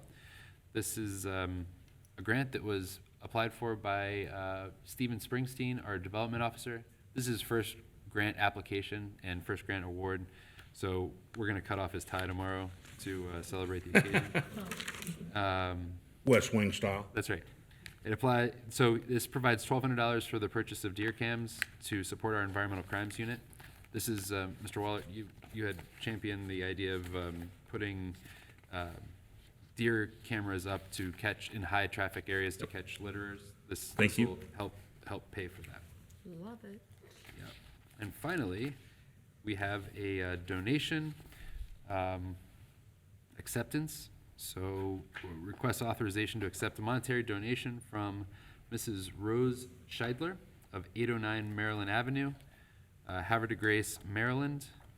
And Ms. Scheidler has donated $200 to the Department of Fire and EMS. We recommend approval of all the items on the consent agenda. A motion that we approve the items on the consent agenda. I second. All right, any discussion? That's something that someone lives in, looks like the bank is in Aberdeen, Maryland, and that they would think to reach out to our fire department and thank them for something. I think she had a very good experience with the fire department in the past. We're known around the country, Alan. It's people in Maryland that are thanking our fire department for something. Her father was a volunteer firefighter for volunteer fire department. So there's a history there. Oh, how sweet. That's so nice. So I don't know if people heard that out in TV land, but her father was a volunteer firefighter for Colerain, Dunlap Station years ago. So that's the connection. It's awesome. That's fantastic. So we have a motion and we have a second. Are there any other discussions? Thank you for all your work on that, and if there won't be any chance for any other discussion, just to remind people, the fireworks is, June 3rd? it's July 3rd. I'm going to the one on July 3rd. Right. At, That'd be weird to have 4th of July fireworks in June, wouldn't it? you never know what's going to happen next, but That's how good they are. And then- anyway, just, yeah, and we'll mention that again at the next meeting, but so folks know that that's coming. It's a So whole weekend. Oh, yeah, and we'll have a presentation from Dave Moravec on the Old Timers baseball game on the 28th. And there's a run. There's a run, the Pray, Hope, Believe Foundation run. Yep. All right, and I will just like to thank my colleagues here and everyone. This is how it should work. We disagreed on some things, agreed on others, but that's our republic in action.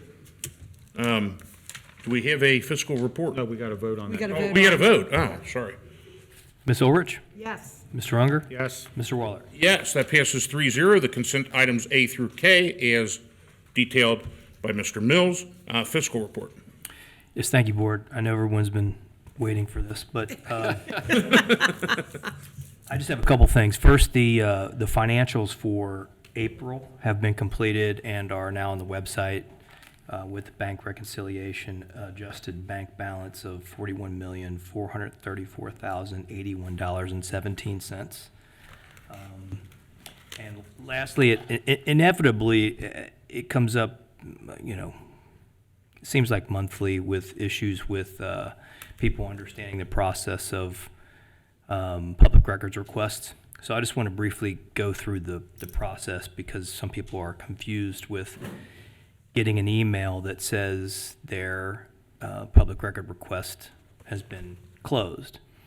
What happens is when you submit a CSR, and through CSR, and you're given an HR number, we fill that public records request, and 90% of the time I'd say I send that email myself. I get that information with the help of others, but I send that email myself to the individual who requested those records. After that, it is closed automatically in CSR, and an auto-generated email is then sent out letting that person know that it's been closed. There's confusion out there, even though this has been explained several times, that if you just read the most recent email that says it's been closed, there won't be an attachment there because one had been sent previously. So I would just urge people who have public records requests to go through their inbox to make sure that they see the correct email. And with that, that's all I have. All right, executive session? Yes, sir. Are there any motions at this time? I would motion that we adjourn. I'd like to mention one other thing before we adjourn. If you got the Rumpke newsletter, and a lot of people always wonder what's going on at the landfill, they are having an open house this Saturday from 11 to 3. It looks like if you just come up to the parking lot of the new Rumpke headquarters, there'll be different displays there, and I think they're giving landfill tours also. So for all the folks that have ever wondered what's going on at Rumpke, COVID is over, and they are going back to giving their tours, and I hope for nice weather on Saturday. And I've never gotten that newsletter. That's in my I box. think it's in your mailbox. Oh, okay, I haven't checked them. You'd have to check your mailbox, Matt, Okay. and then you would see it was in there. It's also on Circle. I would go ahead and motion that we adjourn the meeting at 9:48 PM. I'll second that. Discussion? None. All right, vote. Ms. Ulrich? Yes. Mr. Unger? Yes. Mr. Waller? Yes, that passes 3-0. We are adjourned. Thank you.